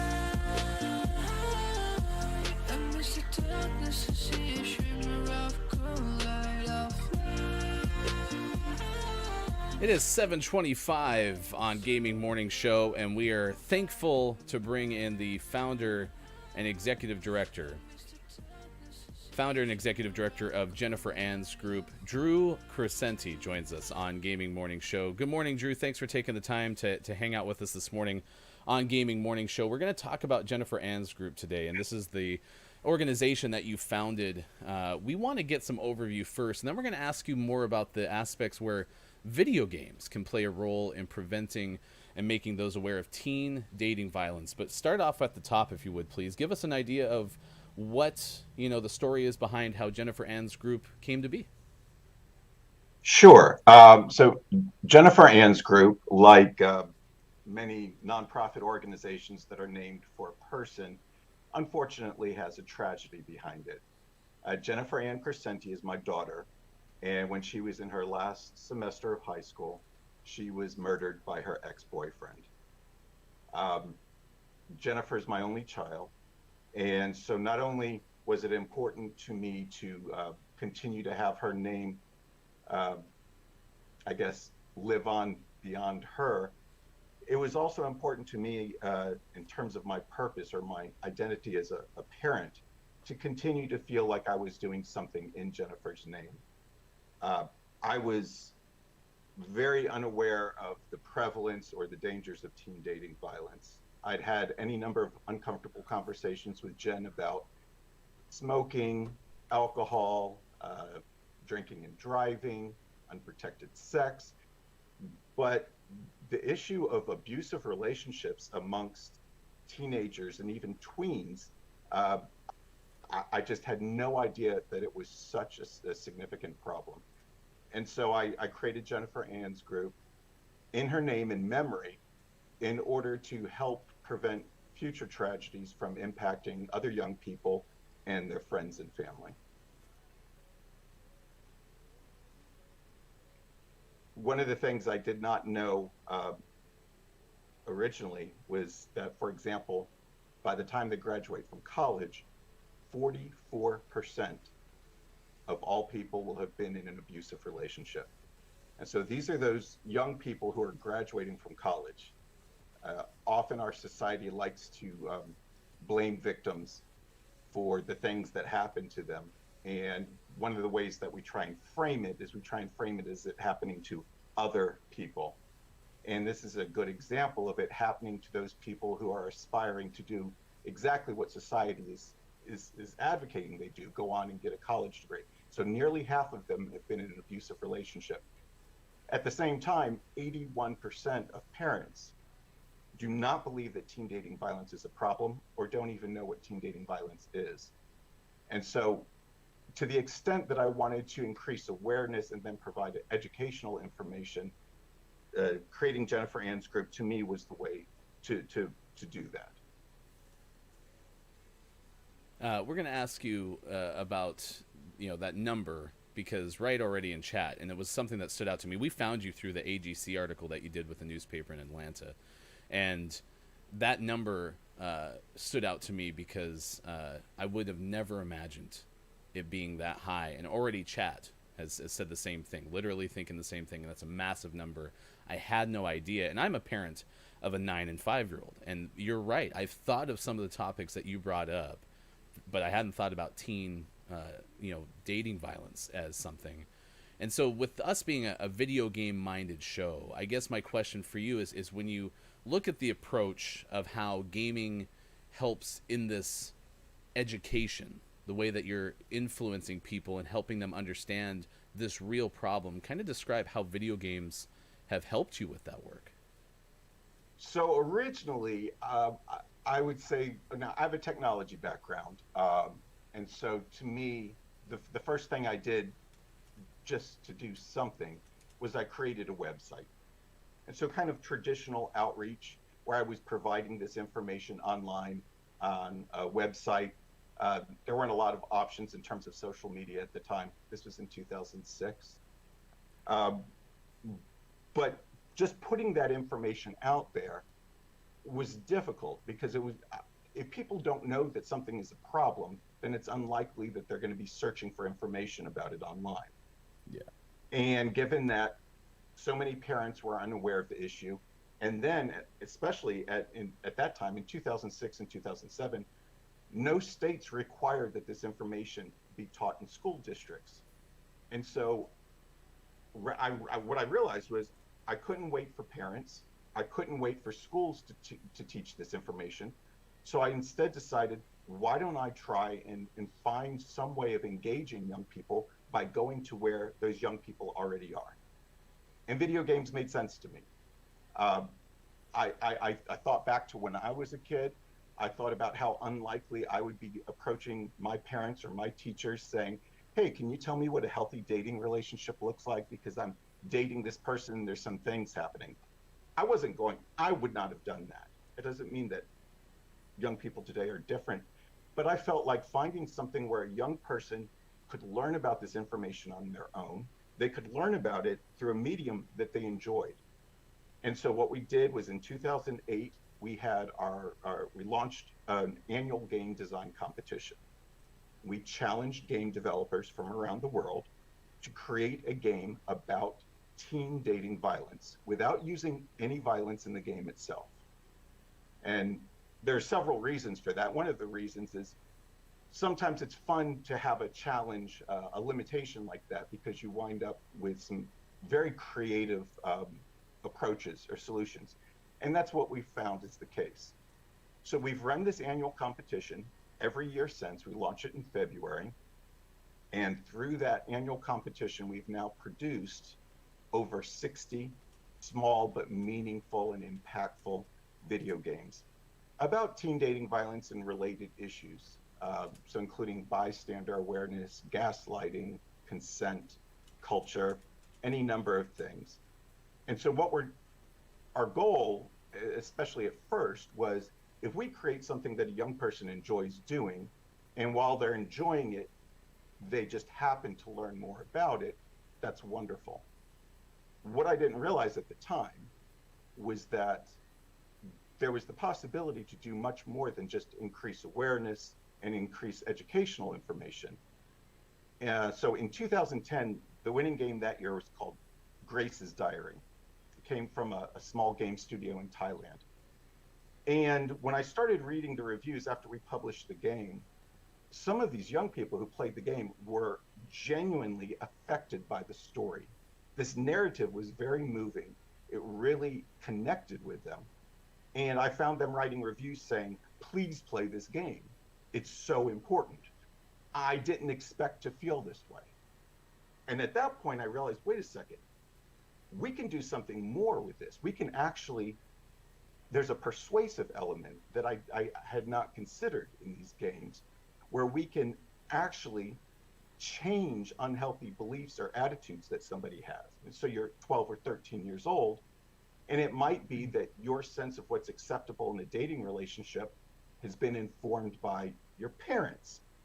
And if your parents don't have a healthy relationship, which unsurprisingly happens quite a bit, that means you're then looking to your older peers or siblings, and if you don't see it there, you're turning to your culture. So maybe you're learning about behavior that is considered romantic, but is in reality, for example, stalking. And you think there's nothing wrong with it. And it might be the person that it's happening to thinks there's nothing wrong with it because we don't have very good information. And so changing unhealthy beliefs or attitudes about what a relationship should look like is one really important aspect of these games. And just for our games alone, there have already been 2 published studies in peer-reviewed journals showing that after a single gameplay, it indeed did change unhealthy beliefs or attitudes amongst the game players. And we're talking less than an hour to play a game. So that's amazing to me. This whole thing is amazing. And the reason that I'm looking at my phone right now is to give credit to the AJC reporter who brought you on, because Catherine Kicklitter, I wouldn't have found you as soon as I have because of that. Mike already and I have used our internal chat to say, like, this is a story that touches us, and chat, the chat is saying the same thing. Great idea to get people involved, and at the same time made being aware about this. And the one thing about, you talked about discussions that parents have and the way children learn things through seeing their parents and then discussions with their parents or their family, right? Because not everyone's raised by their parents.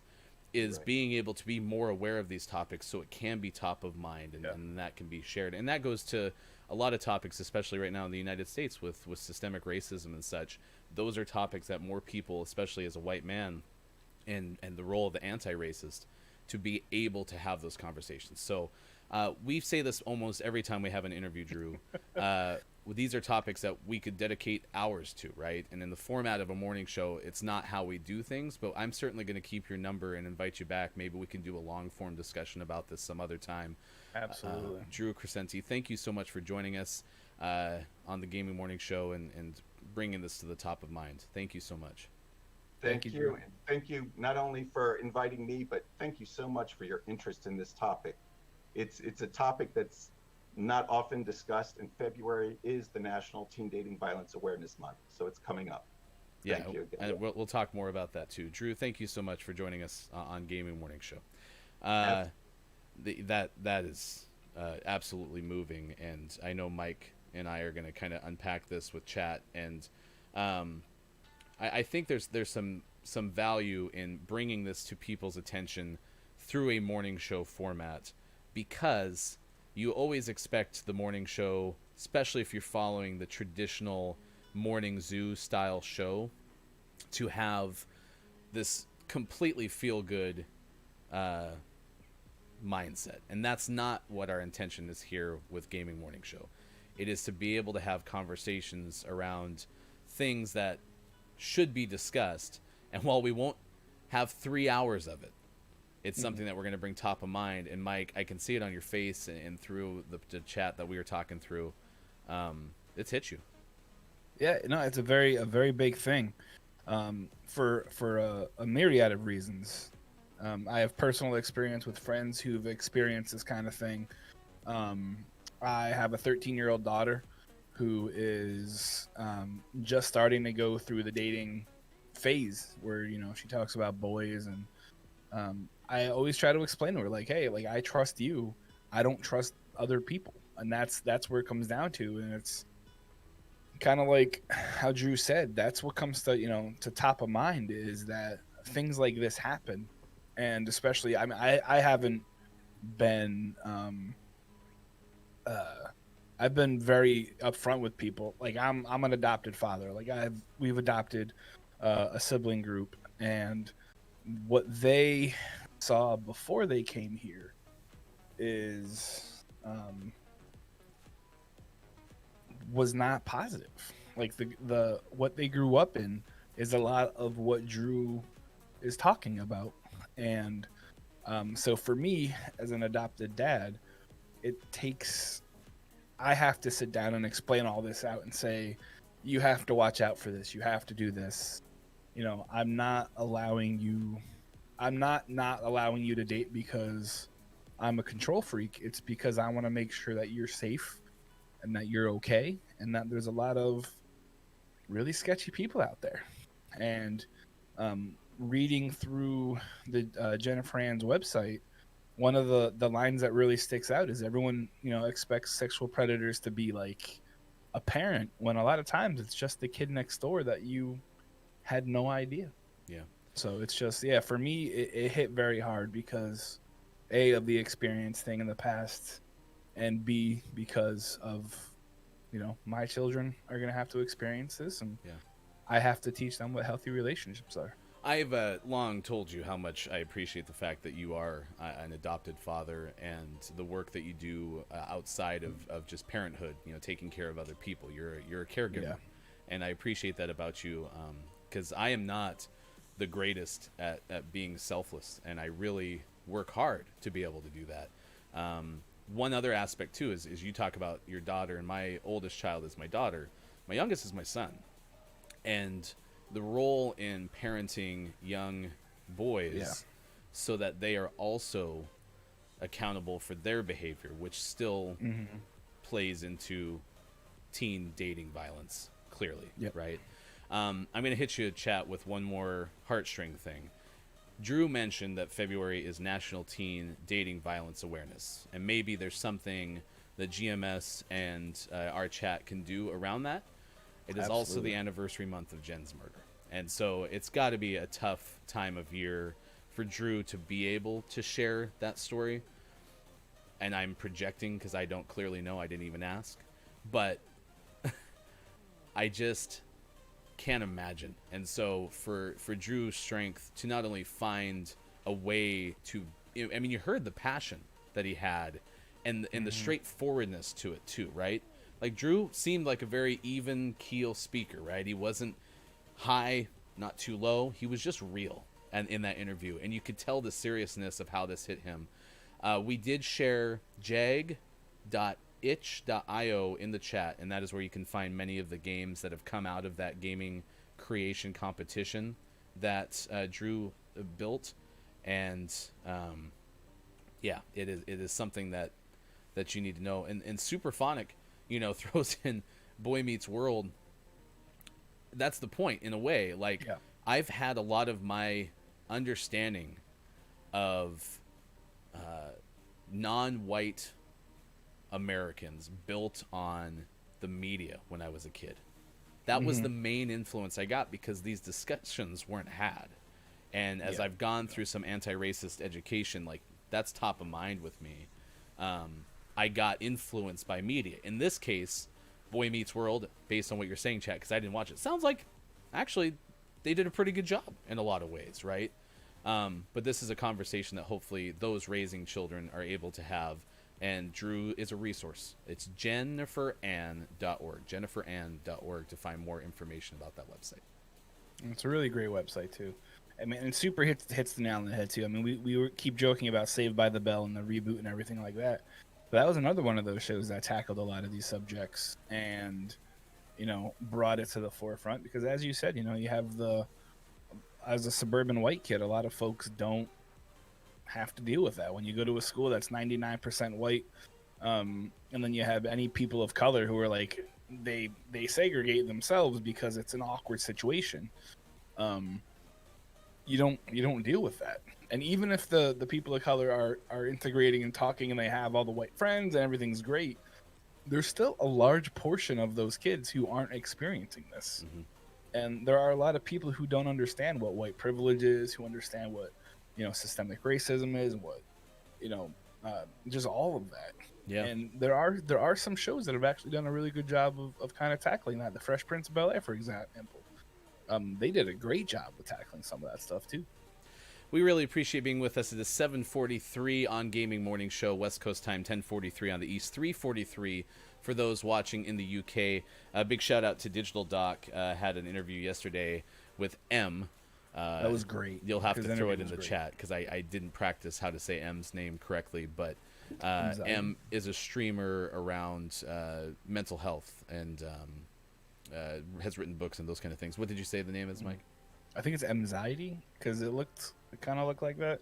You can correct me, Doc, if I'm wrong, but no, that was a fantastic interview too. Yeah, and this is, I love Twitch. It's so great. Well, this is the thing, is I'm surprised, even in looking at the people who responded to our Twitter, promos of the fact that we were having Drew on. I learned that there are way more mental health and other health-related streams out there than I probably would have ever fathomed. Like, if that was a question that we asked somebody on 5 questions and I was the guest, I would get it wrong, because I just couldn't realize how much of a medical and health-based streaming community there is out there. So it is good to learn those things, and I agree. Streaming has helped open eyes, and if nothing else, start dialogues. I'm also going to promise you, Gaming Morning Show at some point will have a guest on who gives us false information.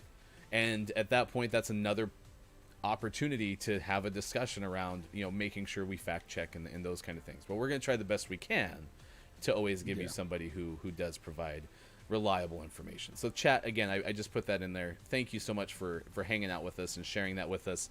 And our YouTube channel will have the interview after the show. So if you want to go back and maybe share it with somebody who didn't have a chance to join the show today, please let us know. Abacus, my own streaming has helped me with anxiety and social issues. Absolutely. And this is where, like, the positivity, I love that Kate's right above there, because Kate is one of my favorite streamers when it comes to having an opportunity to go to a place. Papa Paz, if you've ever watched Papa Paz, is another person that has streams dedicated wholly to positive and mental health. And the other thing too, and this is my shortcoming as a futurist and an optimist, I am always thinking about how to be positive, and that's not even the healthiest approach either. We have to acknowledge, the moments that we aren't at our best, and when the world's not in its most positive, to get through some of those mental health blocks too. Yeah, absolutely. Go ahead. Sorry, I wasn't fully listening. An alert popped up on my phone that said Hank Aaron just passed away. Oh, that's sad. So, and that's what we have coming up next is sports, so we can do that. You have returned from food. What was the food? This is the show and tell show. When you go and get food, you must come back and tell us what food you got. Maybe it was a blonde brownie because it's Blonde Brownie Day, Celebration of Life Day, National Sanctity of Human Life Day, appropriate days of the day for the topic that we just discussed. Answer Your Cat's Questions Day, Hot Sauce Day, and, of course, we are asking you about the DeLorean. It is likely going to make a comeback as an electric car. So what other type of car or thing would you like to see make a comeback? But that said, I also said the words, Doritos are overrated, and that changed the tide of the chat. So, you know, if you're going to just want to contribute to hopefully my argument, but if not, tell me I'm even more wrong, I would accept that as well. I'm jeez. What's a blonde brownie? Super asked. It's a brownie with blonde hair. Yeah. Gotta love when your brownies come with hair. Bring back typewriters. I actually really like the sound of typewriters. If Sean was here, he'd bring out his Bluetooth typewriter keyboard. He'd do that right now. No, blonde brownies are like kind of that cookie. Like if you make a chocolate chip cookie, that's not like a double chocolate chip cookie. Yeah. It's got that mixed into it, or it's only that with like chocolate chips or something. Yeah. But yeah, I like Mike's answer too. Chicken and rice instead of wraps, some grated cheese in there as well. Oh, inside of wraps with some grated cheese in there. That's delicious. Super to get some other hearts here with exchanging experience as well as a great way to grow as a person. Well, absolutely. Yeah, if you think about it, like we are lucky and fortunate that Kiki Lo and Copia have helped us bring many of their community over to our show. We can't say how thankful we are for that, but that's also now international experience that we are gaining because we have an international based audience. And I never fathomed that at all. We have an entire country that watches us sometimes in Japan. I mean, if you had told me a landmass would someday tune into a show I was on, I would be shocked. Yeah, who would have thought that I Am Japan it's would crazy. Just be here? I didn't even know landmasses had internet. Yeah, It blows my mind. But no, you're right. I mean, it's when I started streaming, it was just for its and giggles, and now here we are, talking to people from all around the world, literally, about how wrong you are about Doritos. It's incredible. Abacus. Thanks, Mike. Abacus, I would eat cold leftover pizza and a Coke in a heartbeat. I could have that at 6 a.m. or 6 p.m. I'm on board. Prisoners watch the show. You know what? Jill Doc just made it weird. No, it's probably true. No, Hi I'm not to gonna all of lie. us watching in County Lockup. We appreciate you being here on Gaming Morning Show. Yeah. So, Kate, do you reheat the pizza or do you go cold pizza? Because, I like them both. Breakfast has to be cold. Yeah. That is a You requirement. don't warm it up. That's just strange. We are going to tell you about sports at 7:49 West Coast time. And we're going to share this BBC article, too, because it has something to do with the Olympics. So these two things are going to play off one another. The former chief executive of the London 2012 Games says it's going to be, quote-unquote, unlikely that the Tokyo Games will take place this summer. This is according to the BBC's Dan Roan. Sir Keith Mills said the organizers should now be making plans for cancellation. There is a full-blown quote that says, I think they'll leave it to absolutely the last minute in case the situation improves dramatically, in case the vaccinations roll out faster than we all hoped. It is a tough call on Radio 5 Live's Wake Up to Money. That is what Sir Keith said. Now, according to the Associated Press, IOC President Thomas Bach and local organizers are pushing back against reports that the postponed Tokyo Olympics will be canceled. They're set to open July 23rd. They were postponed 10 months ago at the outbreak of the coronavirus pandemic. The Times of London, citing unidentified government sources, reported that the games will have to be canceled. It quoted an unidentified senior member of the ruling government coalition. So it sounds like there's some experience with having hosted the games before that is making the prior hosts think that it's very unlikely, especially because Tokyo is having, I think, more of an outbreak at this point, but I don't know that for a fact. Japan has gotten much worse in recent days, weeks, I guess. But I think it's funny how the head of the IOC is like, no, it's happening, and everyone in Japan's like, no, it's not. At this point, you would expect that from the IOC president, right? Like that's just the thing you have to say. until you're yeah. willing to shut the whole thing down. And yeah, it'll be interesting to see if it actually happens this summer. It will. Cold pizza for breakfast. Abacus says breakfast can totally be hot like warm sausage biscuits. Now, I think Mike's point was if you're going to have pizza for breakfast, Just pizza. It's got to it be has cold. to be cold. Yeah. Yeah, sausage biscuit, Kate. Oh, biscuits are one of my top 5 foods of all time. You can put anything on a biscuit, and I'm on board. Incantasia. And to stay on board, I will not be shushed. Don't shush Tasia, please. Shush. Yeah. Okay, so UK, a biscuit in the UK is more of like a snappy like cookie, I think it would be. I don't want to say a cracker, but okay. Yeah, in the US, like a biscuit is a very soft, flat vehicle, warm, delicious. Yeah. keep going. Oh, It yeah. says a biscuit is a flour-based food product outside North America. The biscuit is typically hard. Oh. However, in the U.S., it's usually very soft and kind of crumbly. And when you have them fresh out of the oven, you put a little bit of butter on there to melt it, and then it's a vehicle. I think we have biscuits in the pantry. So Good morning, Austin. Thanks for being with us on Gaming Morning Show. Can you tweet or put in chat the link to biscuit that you just read, like so we can have? What is a digestive? It's just Wikipedia. Do you have digestives? That's a biscuit.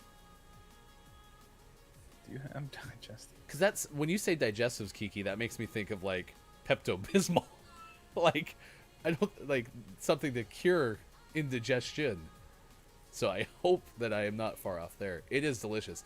My favorite morning thing is a biscuit with sausage and egg on top. I don't like cheese on that sandwich though. So Oh, all yeah, right. I know. It's me. Whatever. You've ruined food. Yeah, for I most really of the day, did. so you might Doritos as well are just ruin overrated. that too.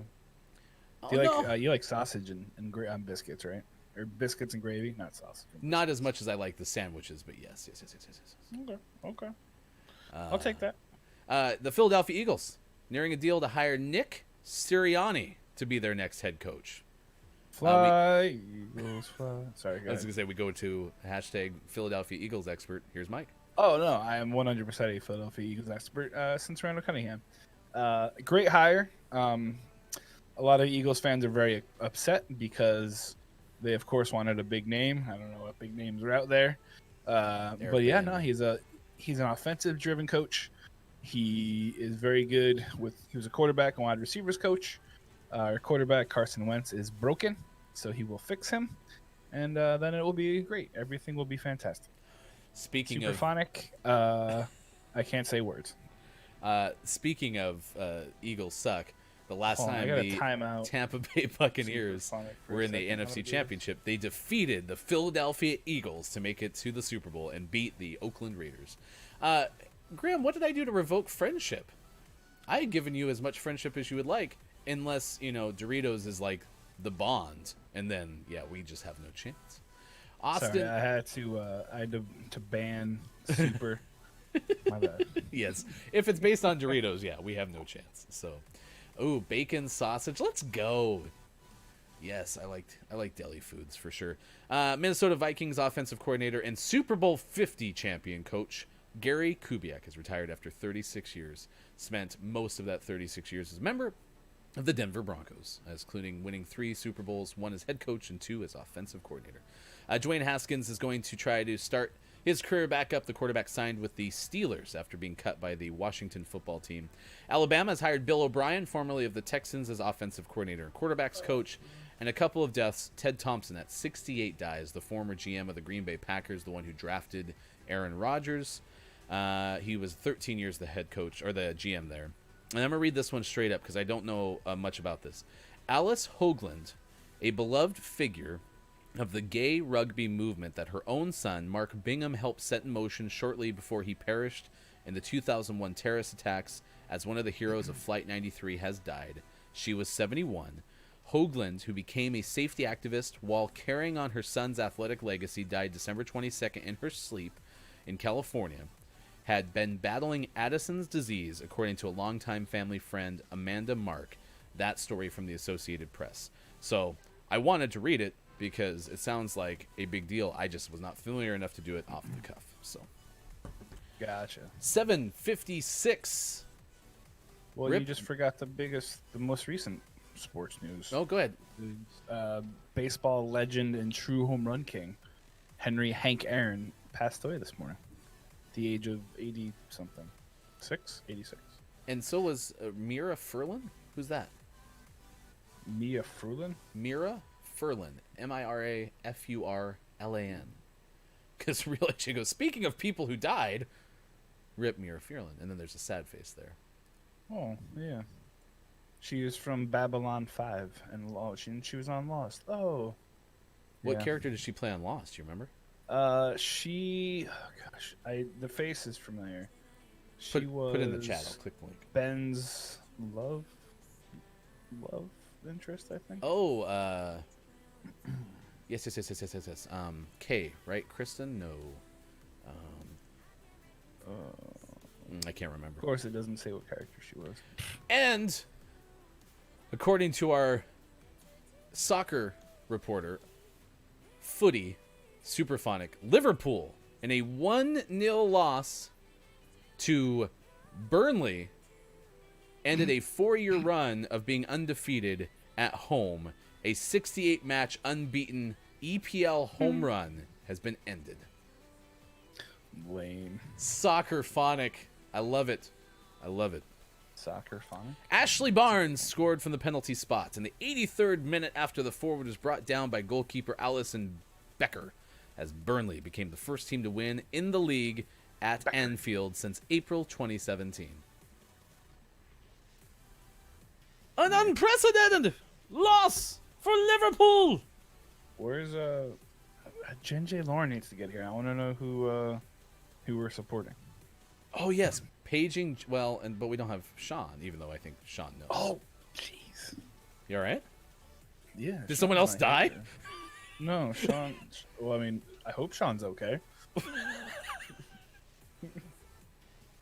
We support. Oh no! Just you wait, Superphonic. Wait till you find out who Gaming Morning Show is adopting as its footy club. It's not Swansea. Is Swans coming are up mine. soon. Oh no! Oh no! I Oh love no! Swansea. All right, we'll have Shaq News. We'll have our 5 questions game with Mr. Fishy McFish. If anyone does find Jen J. Lauren, please invite Jen to the show so that we can get this over with, because I was told that it would be something that would please Jen. It's coming your way when we return. 7:59 West Coast, 10:59 on the East, and 3:59 in the UK. I am Ryan, that is Mike O, and you're watching Gaming Morning Show on Facebook Gaming, Twitch, YouTube, and at gamingmorningshow.tv. It's Friday. Thanks for being here.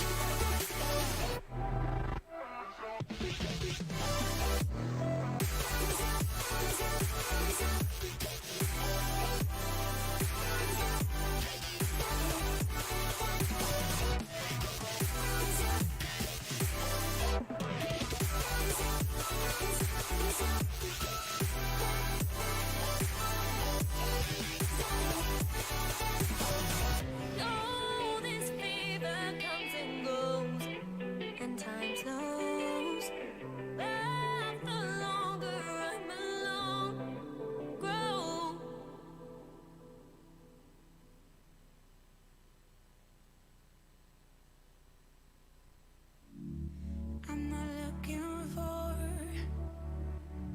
someone to dry all my tears. No, I'm not looking for someone to scare away the fears. soon. I know it's not gonna happen. Don't believe in happy forever after. No one should have to feel this torn, or unable to speak with voices that soar. We could do better than this. We could do better than this. When you stand in the middle of the crowd, I wanna know it's me that you're missing.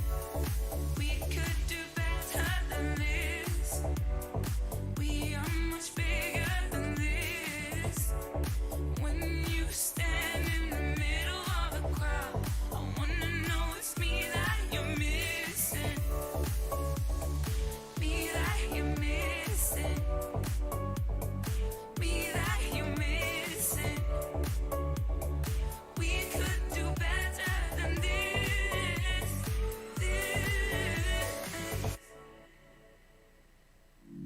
It's not that you're not strong, or that you know what I need. In the past I played along, so devoted I lost parts of me. This time it's not gonna happen. Don't need happy forever after. I let go of past if you do too. To leave now would be running from the truth. We could do better than this. We could do better than this. When you stand in the middle of the crowd, I wanna know it's me that you're missing. We could do better than this. We are much bigger than this. When you stand in the middle of the crowd, I wanna know it's me that you're missing. Me that you're missing. Me that you're missing. We could do better than this. Better. We could do better. Better.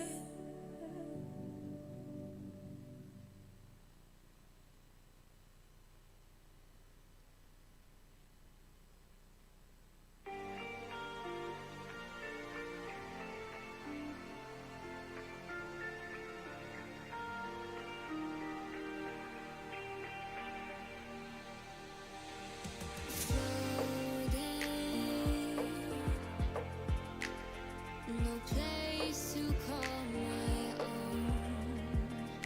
Yeah, I'm hoping if somebody brings me home. Tell me you're not lost out at sea. Tell me that you're listening to me, feeling misplaced. Someone rescue me. Someone rescue me. Someone take me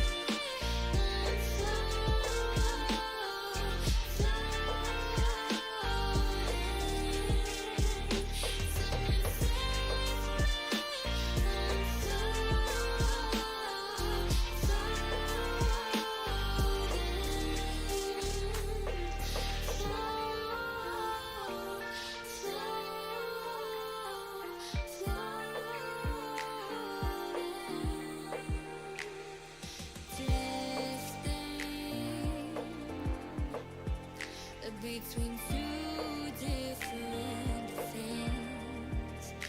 Yeah, I'm thinking. Morning, gamers! Gaming Morning Show continues on Friday, January 22nd, 2021. I am Ryan, that is Look, it's Maiko. We're on Facebook Gaming, Twitch, YouTube, and at gamingmorningshow.tv. You can always jump in our Discord, should you so choose so. We try to do as much as we can in there. A big thanks to Christopher Yee for joining us on Facebook Gaming, our last Facebook follower. We always appreciate that. And Chris M. Yee's in chat. That's kind of crazy how that happened. Oh my gosh. Weird. I wonder if they know each other. We got Mr. Fishy McFish joining us in less than 20 minutes from now to play 5 questions. Coming up today at 12:30 p.m. Pacific time, the first edition of GMS Games. We will host Jackbox Games starting at 12:30, and then at 2 o'clock Pacific time, Mr. Fishy McFish makes one's way back into the Twitter sphere. All right, I am seeing a name in the chat. Someone actually go and get Jen.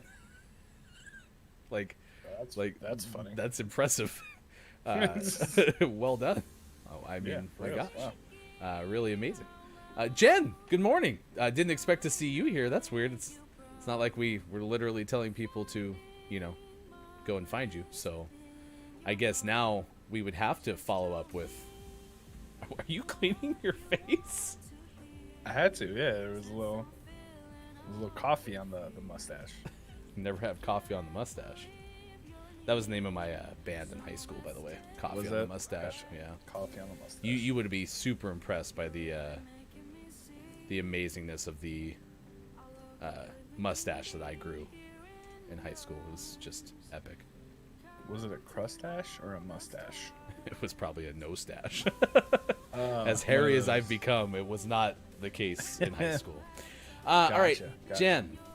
So I have it on good authority that the adopted football team of the Gaming Morning Show, the cart I have to buy the gear is quite possibly one that you will appreciate.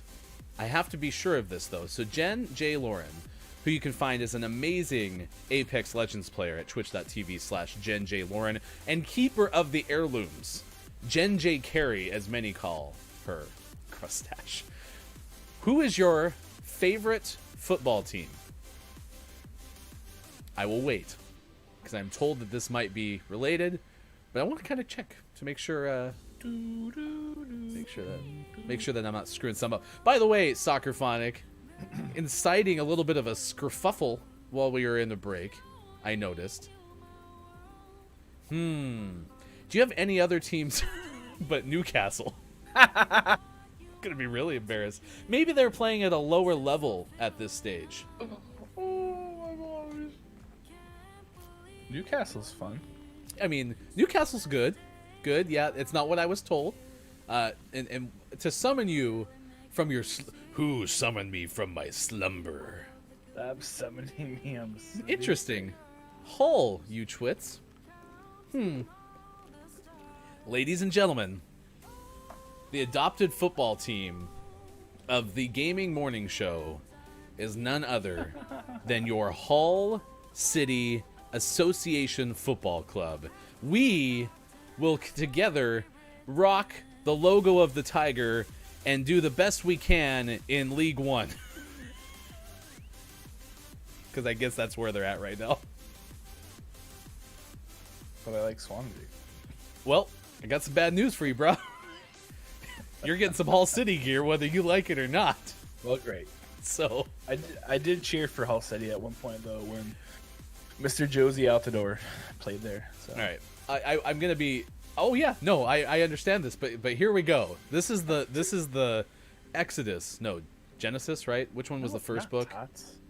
The Genesis. Genesis. Okay, so this is the the very first book. This is the genesis of this whole conversation. So I'm having a great conversation with my dear friend Copia, and I'm doing some geography lesson. For example, I was Googling Kingsland, and I was supposed to be looking for King's Lynn, which I'm learning the geography of the United Kingdom. And we started talking about football, and I made the statement that back when Leicester City won the EPL, and it was super unexpected, right? That was when you would expect them to win one game, and they won the whole thing, right? It was like the Cleveland Browns or Detroit Lions going 16-0 and winning the Super Bowl, right? Like that was how against the odds it was. I was doing sports talk at the time that happened, and I randomly picked Hull City as my favorite EPL team, which at the time they were. Yeah. Apparently, since I've left radio, things have turned for the worse for all Hull City AFC. Sure have. Yeah. What do you mean, my Doritos slander? Nintendo nerds, I speak the truth. You're Overrated. Mike, we may not play another video game on this show. no, I don't know if I want to. I don't think- know if I can play. I can play with a Doritos. Thank you, Nintendo. Correct. A Doritos slanderer is not. Doritos is one of the greatest snacks ever created. They have the 3D Doritos now, and the 3D Doritos are delicious. I remember eating them as a kid, and I would drink some of my Crystal Pepsi with it as well. But luckily that Crystal fizzled out Pepsi. because that was really gross. Back rolls. So Sorry, finish your thought. no, it's fine. It's fine. It's Back rolls. I hadn't great. even seen your tweet yet. I put, oh, okay, Doritos are overrated. I said it. And back rolls tweets. Ryan woke up and chose violence today. So there you go. I threw the first punch. Listen, if you had told me that the first major streaming issue that we would have would be related to snack foods, I'll take it. I can handle that. Oh my gosh. Yes, Doritos are overrated, Nintendo. Yes, even Cool Ranch. They might be the most, outside of nacho cheese, Cool Ranch might be the worst tasting chip in the world. Cool Ranch is one of the most amazing and delicious snacks ever made. It's so bad. And I will agree they can get messy, but that's why you should always have a wet nap with you, so you can, a moist towelette so you can cleanse the fingers. And what else can I say? Austin agrees with me. Overrated. And again, I've eaten them. Hey Austin, can I get a refund on that donation? Moist. I don't know if I can support somebody that does not like. Jen, before you go, I just want to make sure though that we can see eye to eye on Hull City, and then if I root for Newcastle, until Hull City gets promoted back up in 2028. I just want to make sure we're on the same page, because Jen, I'll follow you wherever you want me to go. And by the way, it's so funny that Super mentioned this FA Cup final back in 2014. I will actually go and try to find that now and watch that. Even if Hull City gets just destroyed, I'll do it. Just imagine. Austin. Couldn't be me. No.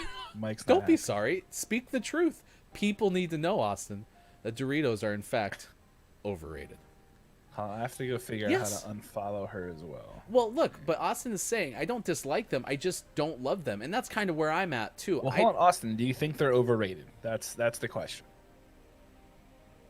It's okay. We won't get any better. We He is, might. unfortunately. What if think- my power comes through? The Broncos were horrible for their first 10 years of existence. They're And still then pretty Pat Bowlen bought the horrible. team. We were one of the best consistent teams for three decades. Wow. I don't know if I'm Austin very wants to answer your question. Yeah. Well, And all this after my daughter. I was watching Austin the other night, and my daughter is infatuated with Austin and The Sims, and it's funny because Austin has a potty mouth, so every time she would curse, my daughter would look at me, and I'd be like, "It's fine, whatever.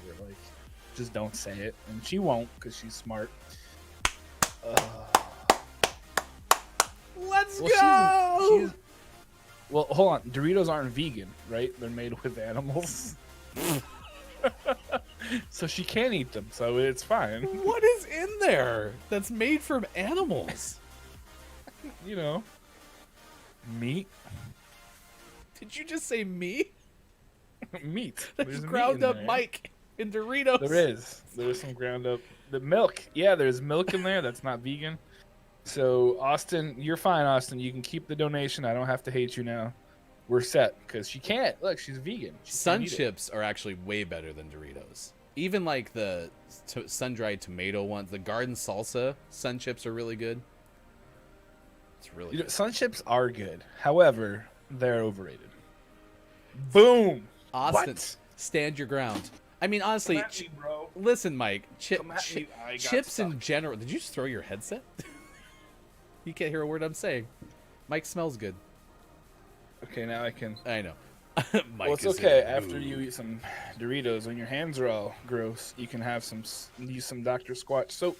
And that is to wash definitely your hands. that is definitely a factor. The Doritos, like, I don't like being dirty on my hands, so like that's why I don't like Cheetos either. I don't like Cheetos fingers. Nah. And Sun Chips are less of that, but I also do like chips in general.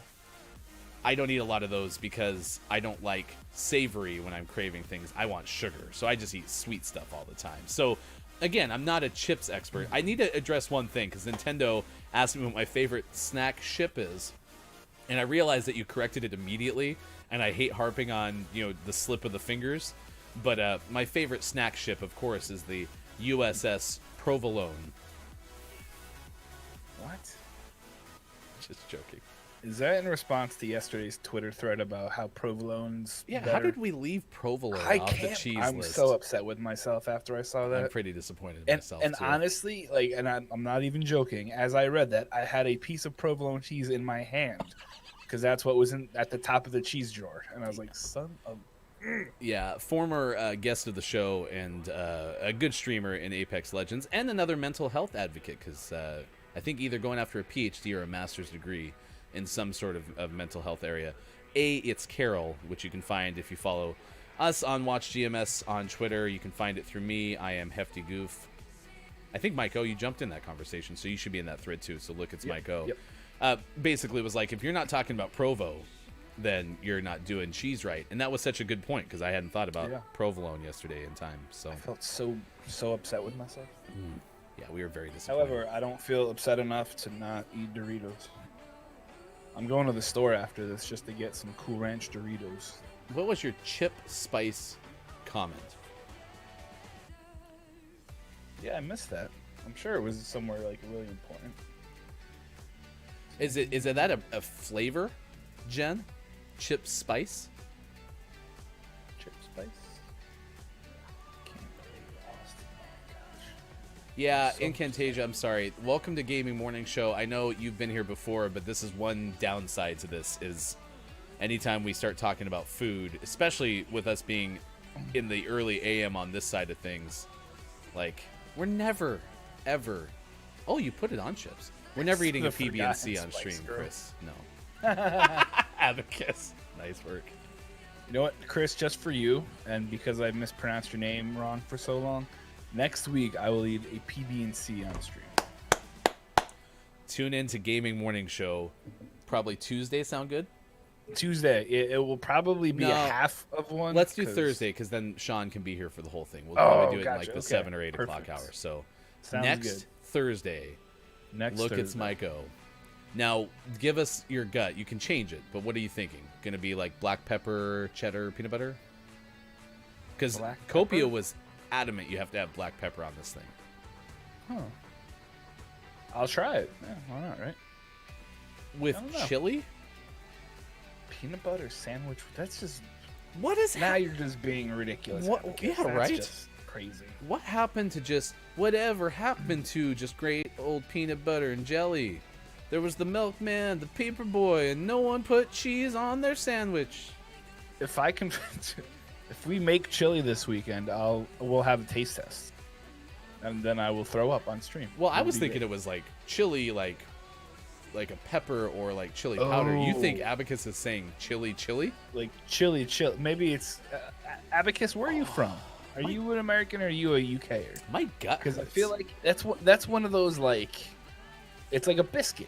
You know, like people what we think biscuits are. Yeah, I'm not on board.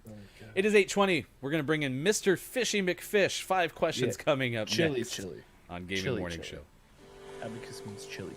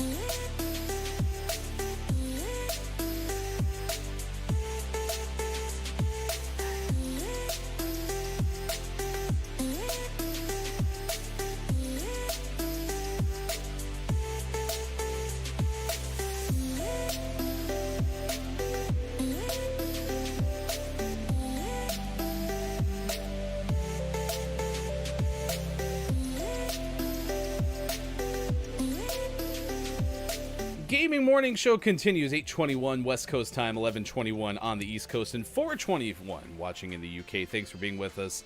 Earlier, if you missed it, we had an interview about Jennifer Ann's group. That will be available on our YouTube page, as will our interview with this fine person. Please welcome to Gaming Morning Show, the one, the only, Fishy McFish. Thanks so much for being here, Fish. I appreciate it. Hello, thank you for having me. It's an absolute pleasure to be here. I got to get rid of that so that we can see your name. You can find Fishy McFish YT. You'll be streaming today at 2 o'clock Pacific time in your quote-unquote comeback stream. We are excited for that, your 2021 first stream of the year, I should say. But you're growing this YouTube channel, and that's one of the topics that we'll talk about in 5 questions. But before we get there, just give us an idea of the kind of content that you're currently doing on YouTube. So the YouTube's predominantly Call of Duty channel. So back when I started it, I started the channel maybe nearly 2 years ago. And I did one video, and it didn't do very well, and I just gave up, basically. And then, obviously, COVID happened and the quarantine happened, so I decided, I'll start it back up again. And I started just pumping out the odd video every now and again. And, I still have all my old videos on there, so if you want to go back and actually, see how far the channel has come, it's, you might have a good laugh looking at some of the old videos, but I saw some of what some of the other big creators were doing, and I was like, you know what? I want to try and help people, give some value back to the Call of Duty community. And then before I knew it, the channel kind of exploded a little bit, and here we are now, nearly at 1,000 subscribers, which is absolutely incredible. Are you handling the Call of Duty hackers okay? It's funny you should bring up the Call of Duty hackers. So I don't know if you already talked about it this morning or not, but yesterday in Twitch Rivals, basically one of the big streamers got banned for hacking in the Twitch Rivals $250,000 tournament yesterday. So it's a very hot topic right now. I'm trying to stay away from that. With cheaters? I believe it or not, and I don't know if this is because I haven't just seen it myself, but I've only been in a game, I think maybe once or twice with a cheater. Or I've been killed by a cheater, I should say. Yeah. I think, there's probably been cheaters in the game and I've just not run into them. But I've only actually seen it a couple of times, so maybe I've just been really lucky. Maybe you just got rid of all of them. You have code, and you're immune from cheaters. That would be pretty good. That'd be good video. You know what? They see me in the lobby, and then they just run. They're like, even with cheats, we can't beat this guy, right? Have you always been an FPS gamer primarily? Ever since kind of Halo 2 was the one that really got me hooked. Halo 2 on original Xbox.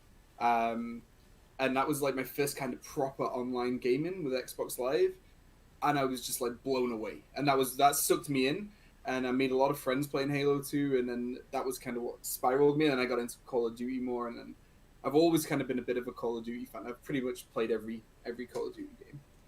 All right, we're going to try to be a lead-in, but give us an idea. I know YouTube is the primary focus for sure, but when you're on Twitch this afternoon at 2 o'clock Pacific time, what can we expect? So it would be a shame, as I'm promoting Call of Duty right now, not to play Call of Duty. So we're gonna do some Call of Duty today. It's funny because I didn't like to stream Call of Duty a lot on the Twitch, and I don't know why I kept it separate, but the Twitch was kind of just more the relaxed, laid back kind of atmosphere. But I do have some friends who play competitively, so depending on if they're around, we might do some competitive games.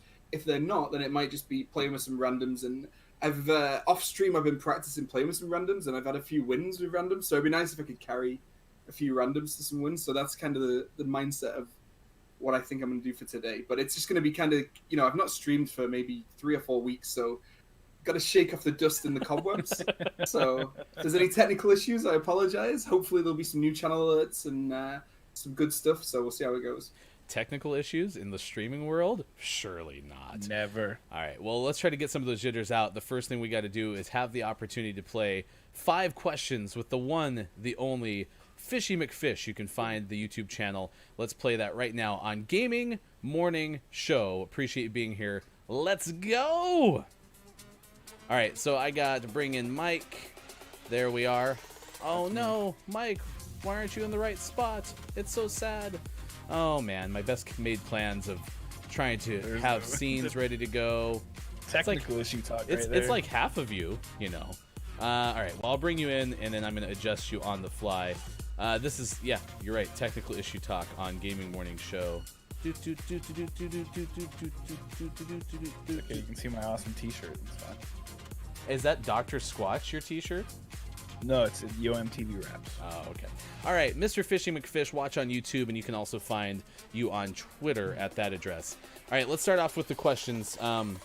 You are primarily a YouTuber. We've talked a lot about your Call of Duty YouTube and all of the things thereof. So, why not start off the 5 questions with a conversation about tubes that go inside you? Yes, of course, I'm talking about catheters. As recently as 2018, how many catheters are used daily in the United States? 50,000, 500,000, or 1.5 million? I'm gonna go big. I'm gonna go 1.5 million because I think there's a lot of old people in the United States, and there's a big population, and I think I'm gonna go 1.5 million. I think it's a lot. And Superphonic apparently has one yet. I was gonna say, yeah, he's using one right now. Judges? Ding, ding. That is correct. Ding, ding, 1 for ding, 1. ding. Mr. Fishy McFish is right. Yeah, 1.5 million as recently as 2018, according to Stanford Urology study. And when combined, we project, according to the study, that 300,000 plus people in the United States are performing daily CIC for neurogenetic bladder management. Anyway, there's a lot of people using catheters. You were spot on. That's a lot of people. All right, question number 2, Mikey. Seriously though, about YouTube, because you're a pro here. We had sent you an email asking you some preliminary questions, and you said that you have a lot of talents. We asked you what's something that you seem to know a lot about, and you said that one of the things you're good at is how to grow a YouTube channel. So, with that being said, what is your go-to growth tidbit to become bigger on YouTube? Ooh, I guess, am I allowed to promote a third-party site? Yep. When I say this? Okay, Yep. So I use a website called TubeBuddy. I actually have an affiliate link, which is tubebuddy.com/fishy, if anyone decides to check it out. It's a free software, and it plugs into YouTube's API and basically gives you statistics on keywords, and you can basically do a lot of research into what are good topics for videos. So as soon as I started using that and I kind of learned how to use it, that really helped me unlock some of the potential that I feel my channel was not fulfilling at that point. There is paid plans, I will say, but you don't have to have a paid plan to use the features. You can use free features, but it's good that you can just get in there, try it out, and give it a go. But there's another one called vidIQ, which I used to use, but I kind of moved over to TubeBuddy because their community is a little bit more engaging, and you get a lot more help from the admins and the staff over there. But no, it's been a bit of a game changer using that software. So get in there with statistics from YouTube. So far, our first 2 questions have been really about getting in there with YouTube statistics and catheters. Kopi is saying that he uses 2 at a time, trying to one-up Soccerphonics. So, that sounds rough. Awful. Number 3, of the categories we sent you, you said that entertainment is the strongest area of knowledge. So we have a TV question for you. In the show Schitt's Creek, Moira Rose is many things. A good cook is not one of them. What dish does she try to cook in the 2nd season's family dinner episode? Meatloaf, enchiladas, or lasagna? This is going to be an absolute dab up Schitt's Creek. I've never watched Schitt's Creek. I know so many of my friends love it. They think it's an incredible show. I've never even seen 1 minute of the show. So I'm gonna guess with I just saw Kopi of it. He said meatloaf. I was like, don't put me off. I'm gonna guess with enchiladas because I feel like enchiladas. I don't know why. I've got a feeling on enchiladas. Judges? Ding, ding, ding, ding, ding. Oh ding, my ding. gosh, he's 3 for 3 with the wild card of enchiladas. I guess that is one of the more popular episodes that I had heard about prior to asking you that question. I have also not seen any episodes of Schitt's Creek. But according to Thrillist, it is only number 19 on the top 25 episodes of the show. So it's good that you didn't see it and you just took a stab, but even if you had seen it, you may not have remembered that specific episode. Question number 4 for Mr. Fishy McFish. Question number 4 is, you said that your favorite material possession or brand is your Xbox Series X. Tell me, what is your favorite thing so far about the Series X? Being able to run 60 frames per second consistently. And also, it does actually work as a heater as well. So if you have a cold room, it pumps out a lot of heat. And basically, I don't have to turn the heating on right now. It's been pretty cold here recently. And this thing actually keeps the room nice and warm. And that's not even a joke. Like, people think I'm joking right now, but it's beautiful. But no, the 60 frames per second consistently is incredible. I think, for me, like, I was on an original Xbox, which famously died on one of my streams. So going from that and having, I managed to kind of tape that back together, and it kind of worked for a little bit, but having an Xbox that just works is great. But I think there's a lot of features in the future that are going to be incredible, like quick resume once they iron the bugs out, to being able to flip between different games and jump in and out, I think would be incredible. The cloud gaming that they have going on, although it's kind of not related to the Series X, but remote play, you can play, the Xbox anywhere. Like, it's just, there's so many cool things that they've got planned for it. I think, it's going to be incredible. And if it lasts 7 years like my old Xbox did, then it's kind of value for money as well. It's quiet too. That's one of the better things. I sound like such an Xbox shill. Sorry. No, I'm with you. I landed a Series X as well, and Ryan and Sean know that I posted numerous pictures of it, including one of a chorus of angels singing as I turned it on for the first time. So no, you're totally spot on. It's fantastic, and you're right. The heater thing. I have my office. I don't have it like in-ground heating, so it's perfect. So if you're looking to solve both your video game issues, your frames per second problems, and your heating problems, be sure to find Xbox Series X. Endorsed by both Mr. Fishy McFish and Look It's Myco. I knew you two would have like a little geek fest here. I did like the comment with Chris M.E. saying, I remember the day my X-Bone died, and Copia saying, I just sang that to American Pie. Then I remember the day my X-Bone died.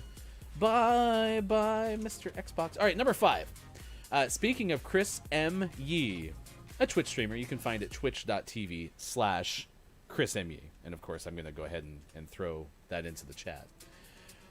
There's an alert that my understanding is something that came from your world. An alert that sings something to the effect of, I love you, Chris M. Yee. What is the story behind the Chris M. Yee alert sound? So the Chris M. Yee alert sound was our good friend Guru.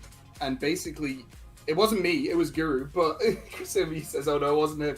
It wasn't me, but I was aware of the I love you, Chris M. Yee. And it's in the style of what's the original song? But he goes, I love you, Chris M. Yee. And I'm not going to continue to sing it because I don't do a good job. But if you want to hear it, you should go see Chris M. Yee's channel. For some reason, I had thought that happened on one of your shows, not that it was singing it. It was. I'm trying to remember exactly when it was. It's been around for a while now. It was just before Christmas when it happened. Chris will know. I'm hoping Chris is going to help me and save me a bit in the chat. But he's. I'm a bit behind on the chat. Oh, you're doing fine. You're doing fine. Me for teeing you up with a question that really had nothing to do with you. And as such, you get 5 for 5. A perfect 5 for 5. The first ever 5 for 5, mind you, on Gaming Morning Show's 5 questions. Well, that was a lot of fun. We really appreciate you taking the time to join us, and we are looking forward to your stream coming up at 2 p.m. Pacific time today. One more time, if someone wants to check out your YouTube channel, how would one find you? There's a couple of ways. You could just type Mr. Fishy McFish into YouTube, and it should actually pop up, which is incredible. Or you can go to bit.ly/Mr. Fishy McFish YT. And if you didn't know, you can basically make a bit.ly which will make people subscribe to your YouTube automatically as well, which is Another top tip. Yeah, there you go. Bonus tip: you get 6 for 6 on 5 questions, which is literally mathematically impossible, and you're the first one to ever do it. We did link through to a very long URL, but you can find Mr. Fish on Twitter as well, and there's links both to Twitch and YouTube there. I appreciate you. Looking forward to your stream, and hopefully we'll lead in and get you some people joining you right at the top. Thank you very much. I appreciate you having me on. It's been an absolute blast. Thanks so much for being here on Gaming Morning Show. That is Mr. Fishy McFish YT. I am Ryan. Gaming Morning Show continuing on this fabulous Friday, January 21st, 2020. Thanks for being with us wherever you may be, as we are asking you about DeLoreans. And the way that we ask about DeLoreans now, Maiko, is by really not even talking about our topic of the day, which gives me an opportunity then, as someone who appreciates the old becoming new again, and you excited about this story, would you buy a DeLorean if it was electric? Or would you buy a DeLorean, I should say? Like, period. Probably not. No? You didn't like the little, what do they call those doors that go, wow? Wing doors. Wing doors? Wing Sure, ding well, doors? little Wing ding a ling a lingums. Yeah, whatever. I don't think I'd buy one. Maybe for like sentimental reasons. I don't know. Not for purpose. I think I would be interested, and Sean alluded to this in the first hour, gull wing doors. Being able to have like a retro car that is electric, that would be kind of fun. I'd be more interested in getting the Volkswagen bus that Sean was talking about. Oh, I think that's actually something they likely would get. Like, he's not even joking about that. Like, that is something they legitimately want. I'm the same. I would love to have one of those. Coming up on Monday's show, we will have a chance to sit down with, that's not the right one, with Jet Set, who is a streamer on Twitch.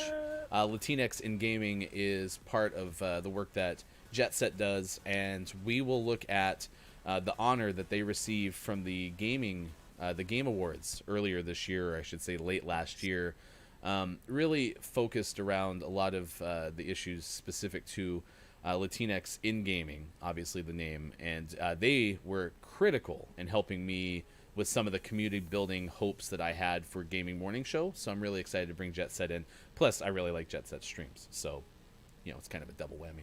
I take an electric Mini Cooper. Ugh.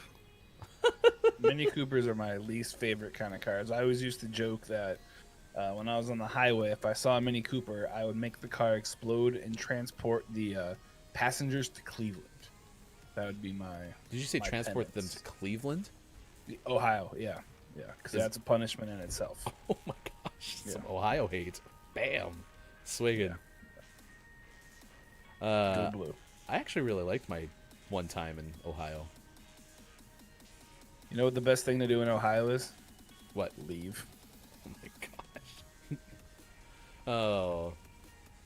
Yes, in fact, Nintendo is absolutely right. I found backrolls in that same community building discussion, and that's one of the biggest reasons we had Kate Sanchez on the show earlier, which, by the way, if you missed any of our interviews, you can throw it on our YouTube, and we should do exactly what Fish suggested, is build a YouTube link instead of telling you to search Gaming Morning Show. I could do a Bitly, which would work. Morning, Chrissy Icky. Thanks for being here. Fishy saying, I drove a new Mini Cooper and actually drove really nice. Don't hate it till you try it, Mike. I have driven a Mini Cooper. That's part of the reason why I don't like it. Just like Mike kept saying that he thinks Doritos are overrated. Could you believe that Mike O would open up the show with such blasphemy?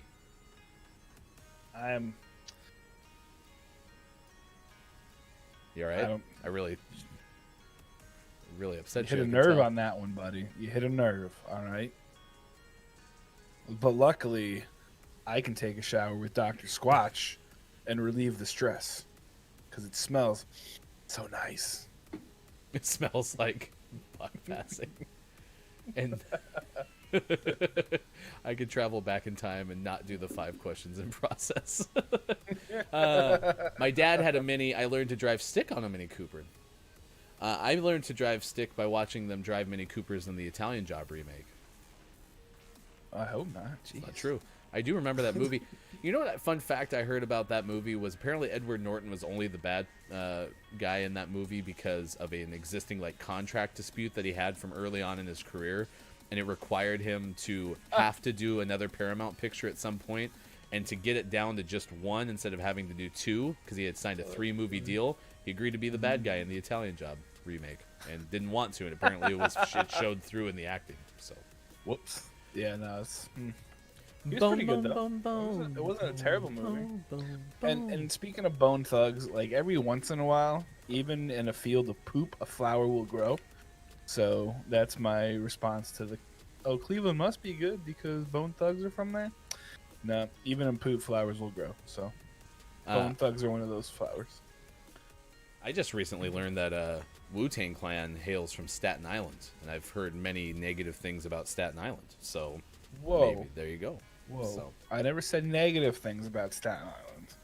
Just the cast from the Jersey Shore is mostly from Staten Island, and they've disgraced my homeland. Look, it's Mike O. already saying specifically, Doritos are overrated and dislike Staten Island. I'm not making this up. Check the VOD. Staten Island is a little overrated, but Doritos are really good though. Yeah, and Chris, I mean, I haven't seen that movie in a while, but I didn't remember. Right. But you know, I'm not good at critiquing performances. Yeah. Just like you're not good at critiquing snack chips. No, snack chips, Doritos are overrated. They're not. Have you tried They're Doritos amazing. and hummus? Kate asks. Oh, no. Interesting. I usually do the plain tortillas or the other bread, pita bread. But I make a mean buffalo chicken dip, and I use Doritos for that, and it tastes really, really good.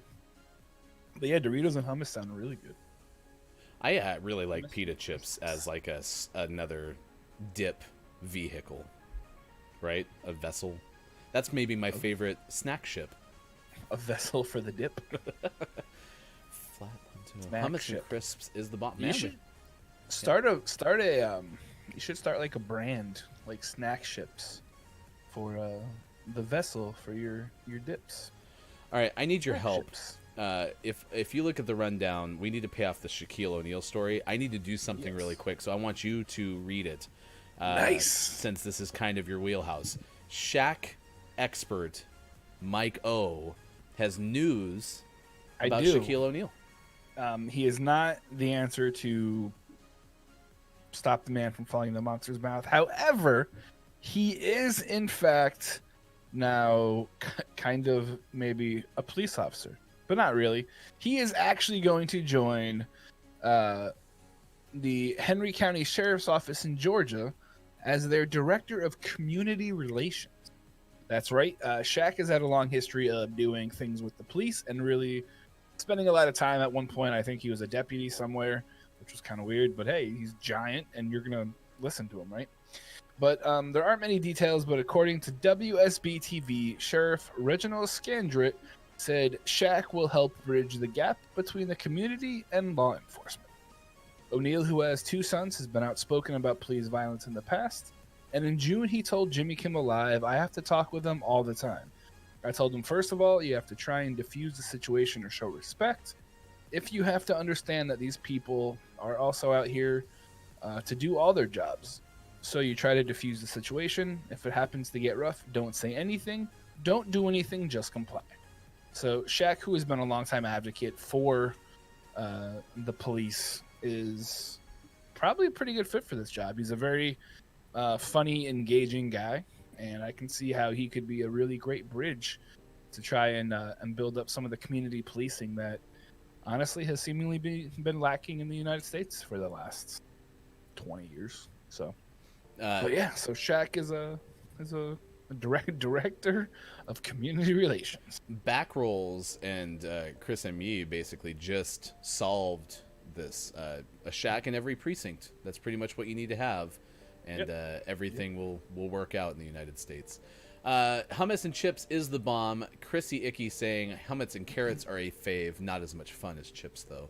Well, unless they're not Doritos, then it's probably just as much some fun. Breaking news, Ryan. Superphonic and Kiki had hummus and crisps for lunch. Back to you. Thank you, Maiko. Apparently Gonzo and you are aligned, though. Honestly, chat, you're aligned with Mike, and I get it. Like, yeah, absolutely true. We're going to have takeaways that were pretty okay here in a second. We want to know from you, chat, what you remember the most from today's show. 6 of 5 for Fishy, said Copia early up on the chat. Crazy. That was super fun. And again, if you didn't have a chance to catch that link, that is how you find Mr. Fishy McFish on YouTube. I did shout out the likes of Austin Attack 12. I did shout out Snuffkin earlier. I've built that one. I got to work on Gonzo's. Jen J. Lauren, you can find clearly. Losing signal had to take off, but thank you for popping in to find out that we're Hull City fans now on Gaming Morning Show, and Mike couldn't be more thrilled. Yeah, not Swansea at all. Yeah, when I root for Hull City.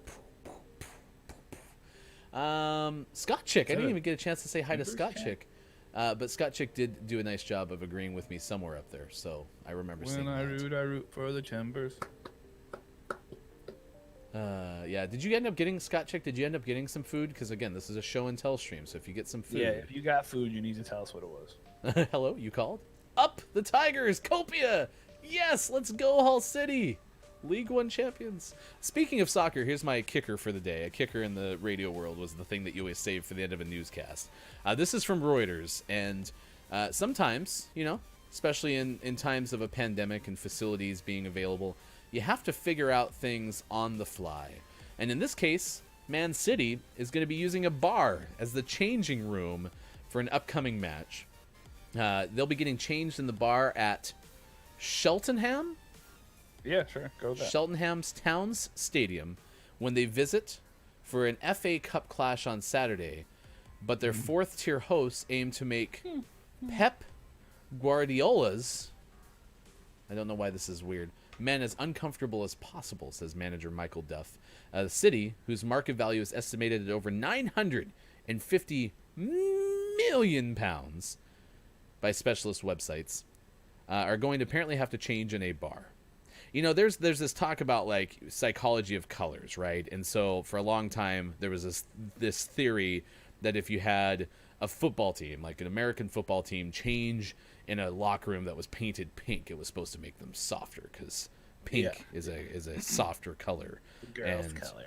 And apparently what they're trying to do with this bars thing is their fourth round clash at Johnny Rock Stadium, where away teams have used the Victory Bar as a changing room during the COVID-19 crisis, and asked what City's expensively assembled side would think of the Wadden Road facilities. Duff told reporters, "I don't know, probably not a lot with the stadiums they play in every week."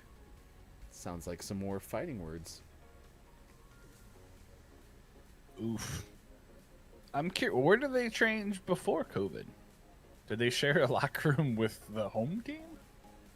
Maybe That'd be kind of strange. Well, no, because it doesn't sound like it's a tournament that's at the same site. Interesting. Well, it's a big. The FA Cup is a team that every team gets. I don't know. I was gonna say it's like the U.S. Open Cup, but you don't know. Is it like the Cascadia Cup? No, not at all. That's just 3 teams. Oh, yes, of course. Yeah, it's just the Timbers, the Sounders, and the Whitecaps. But the FA Cup, like every team in England has a shot, and they can all enter. So you have like Manchester City playing against, Bar FC over here. So it's anyone's game, and it's anyone's match, I guess, so to speak. Superphonic teams used to make the visiting teams' changing rooms really small, and they realized it made them angry and pumped up. So they changed them all to be really big, relaxed, and comfy. Unless it's Thanks a for bar. the host, Abacus. Yeah, and Abacus, you did this 2 hours ago, but you said it in the chat just now, and it made me realize I didn't get a chance to shout you out for that. Absolutely host through the mornings now, but you may never catch us again unless you're magically awake. Well, we summoned someone in chat. Summoned Jen. Yeah. So maybe we can summon you to be awake. Would you like us to call you? I did Yeah, that for just put Hofbrew 19 a while. Put your phone number in chat. It's fine. No one else will see it. It's absolutely, completely fine. So, all right, it's 8:51 West Coast time. Yes, we do wake-up call service here on the Gaming Morning Show. Good morning, Chris. This is Mike calling from the Gaming Morning Show. All right. I just wanted to let you know that it's time for the show to start. Turn on your phone and enjoy the sweet sounds of Ryan, Mike, and Sean. Have a great day. I did like that. I might clip that. That was so good. Oh, all we have to do is request your presence. Okay.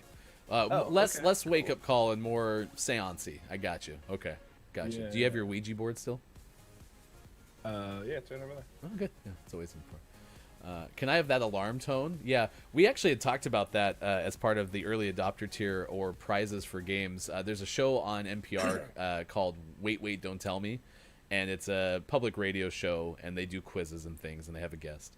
And when they have callers in to play their games, their prize is a voicemail left on the winner's voicemail from, at the time, it was like their public address announcer, but then when he retired and now I think has died, they have them do voicemails for them. So I could say something along the lines of, "Good morning.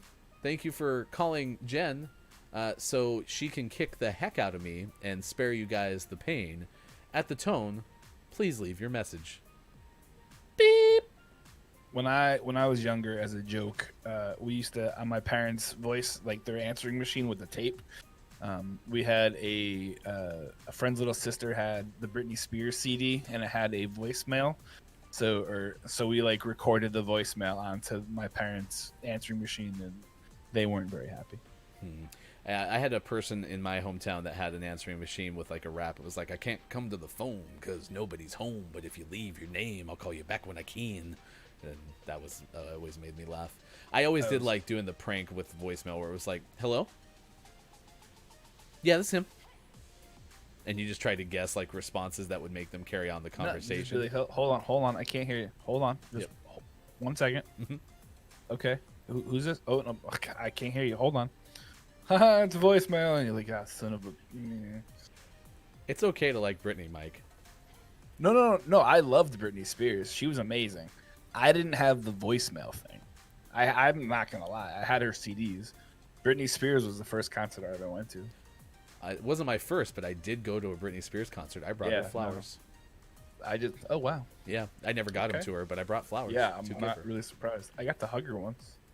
It's a story for another day, though. Apparently, next time on Gaming Morning Show, voicemail was banana phone. Ring, ring, ring, ring, ring, ring, ring, banana phone. Oh yeah, Carl Castle. Thank you, Chris Emmy. That was the name of the, I think, former like executive producer. Like Carl was like basically the showrunner for Wait, Wait, Don't Tell Me, and then was the public address announcer. So Kiki's been to a Britney concert. Look at us all. It was a great concert. Just being connected. Were we all at the same Britney concert? On very three. much doubt it. On three. Let's all say where we watched it at. Ready? 1, 2, 3. Grantman. Oh my gosh, we watched at the same place. That's so crazy. I was in a Britney Spears chat room before, but it was so toxic.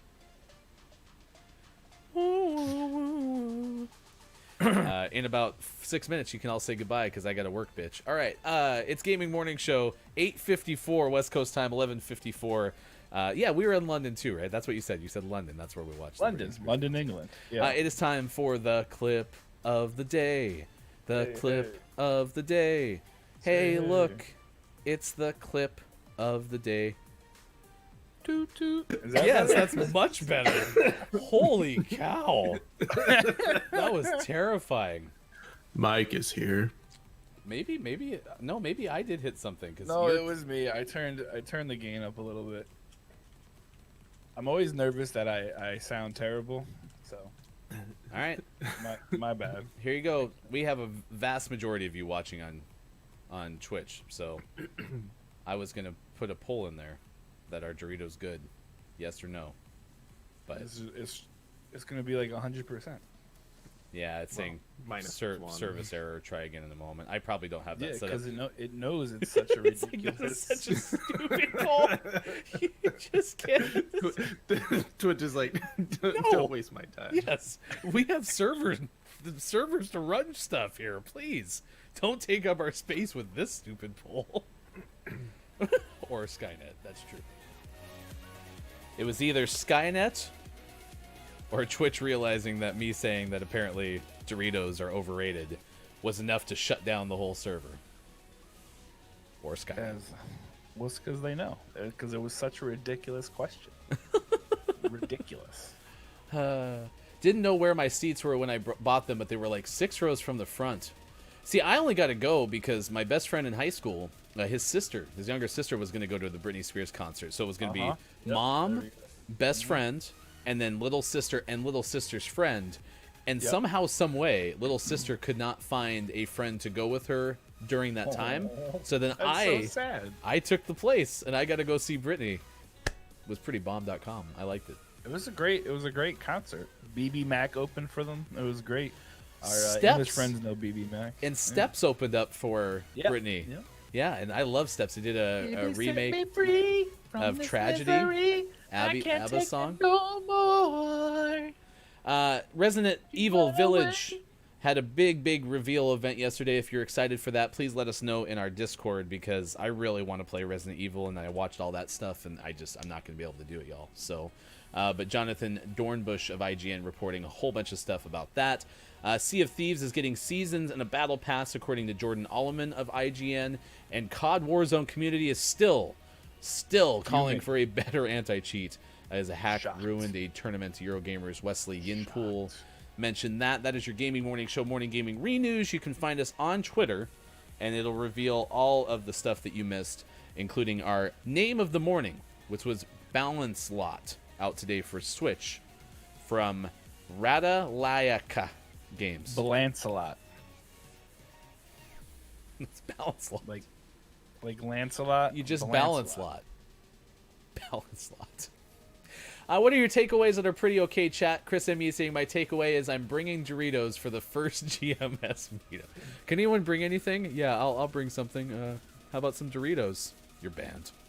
So, not cool. Not cool, man. What was your takeaway today that was pretty okay? Look, it's Maiko. My takeaway that was pretty okay is not pretty okay. It's that you're a heathen. I'm not a heathen. You're a heathen. You don't I like have just Doritos. better taste than most. Heathen. I have a more in-depth palate. Oh, gotcha. You have a very complicated palate that cannot stand the greatest taste in chip history. My biggest takeaway is that y'all have better flavor palettes than me. The reality is, my thought of Doritos being overrated is I don't really like salty foods, and I don't like flavor. Apparently not. You like... And I am willing to admit it. Plain Ruffles potato chips. Nintendo Nerds is going to bring a piñata full of Cool Ranch, and Copia will bring our Hull City Association Football Club. Let's go, Tigers. I mean, they're not playing soccer, so it would be easy enough to get them to come hang out, I guess. Because they're not got nothing else to do. Yeah, right? Engagement, big brain moves. Yep, you want to bring people. Let's talk about snack ships. Ryan hates nice things. Chrissy's got it on the... Chrissy. On the nose. All right, stick around. If you're watching on Twitch, we're going to take you over to Pib's stream. I have not had a chance to send us there on a show in the past, and Pib is having a Music Friday stream is what I believe is happening today. So instead of just Music Mondays, it is Music Fridays. So go ahead and say hi to Pib for us. Please say good morning from GMS, and if you have a sun emoji on your platform, I always like to see that too, so you can do that. Kopi, it's good to see you. Everyone who's been able to hang out with us today, we certainly appreciate it. Kate Zaid, I've shouted out many people, but if you ever want to find us, please find us on Twitter at WatchGMS, and we will have the replays of both our interviews about teen dating violence, which was very impactful and something we're going to probably follow up on, I imagine. Go to the website, please. Our 5 questions with Mr. Fishy McFish. You can find us on YouTube by searching Gaming Morning Show, or of course going to GMS.watch. For Mike O, I'm Ryan. Thanks for being with us. Jet Set, our guest on Monday's edition, will be back 6 a.m. Pacific time on Facebook Gaming, Twitch, YouTube, and a Gaming Morning Have Show. Have an awesome weekend. Be safe. TV. Love Goodbye. you.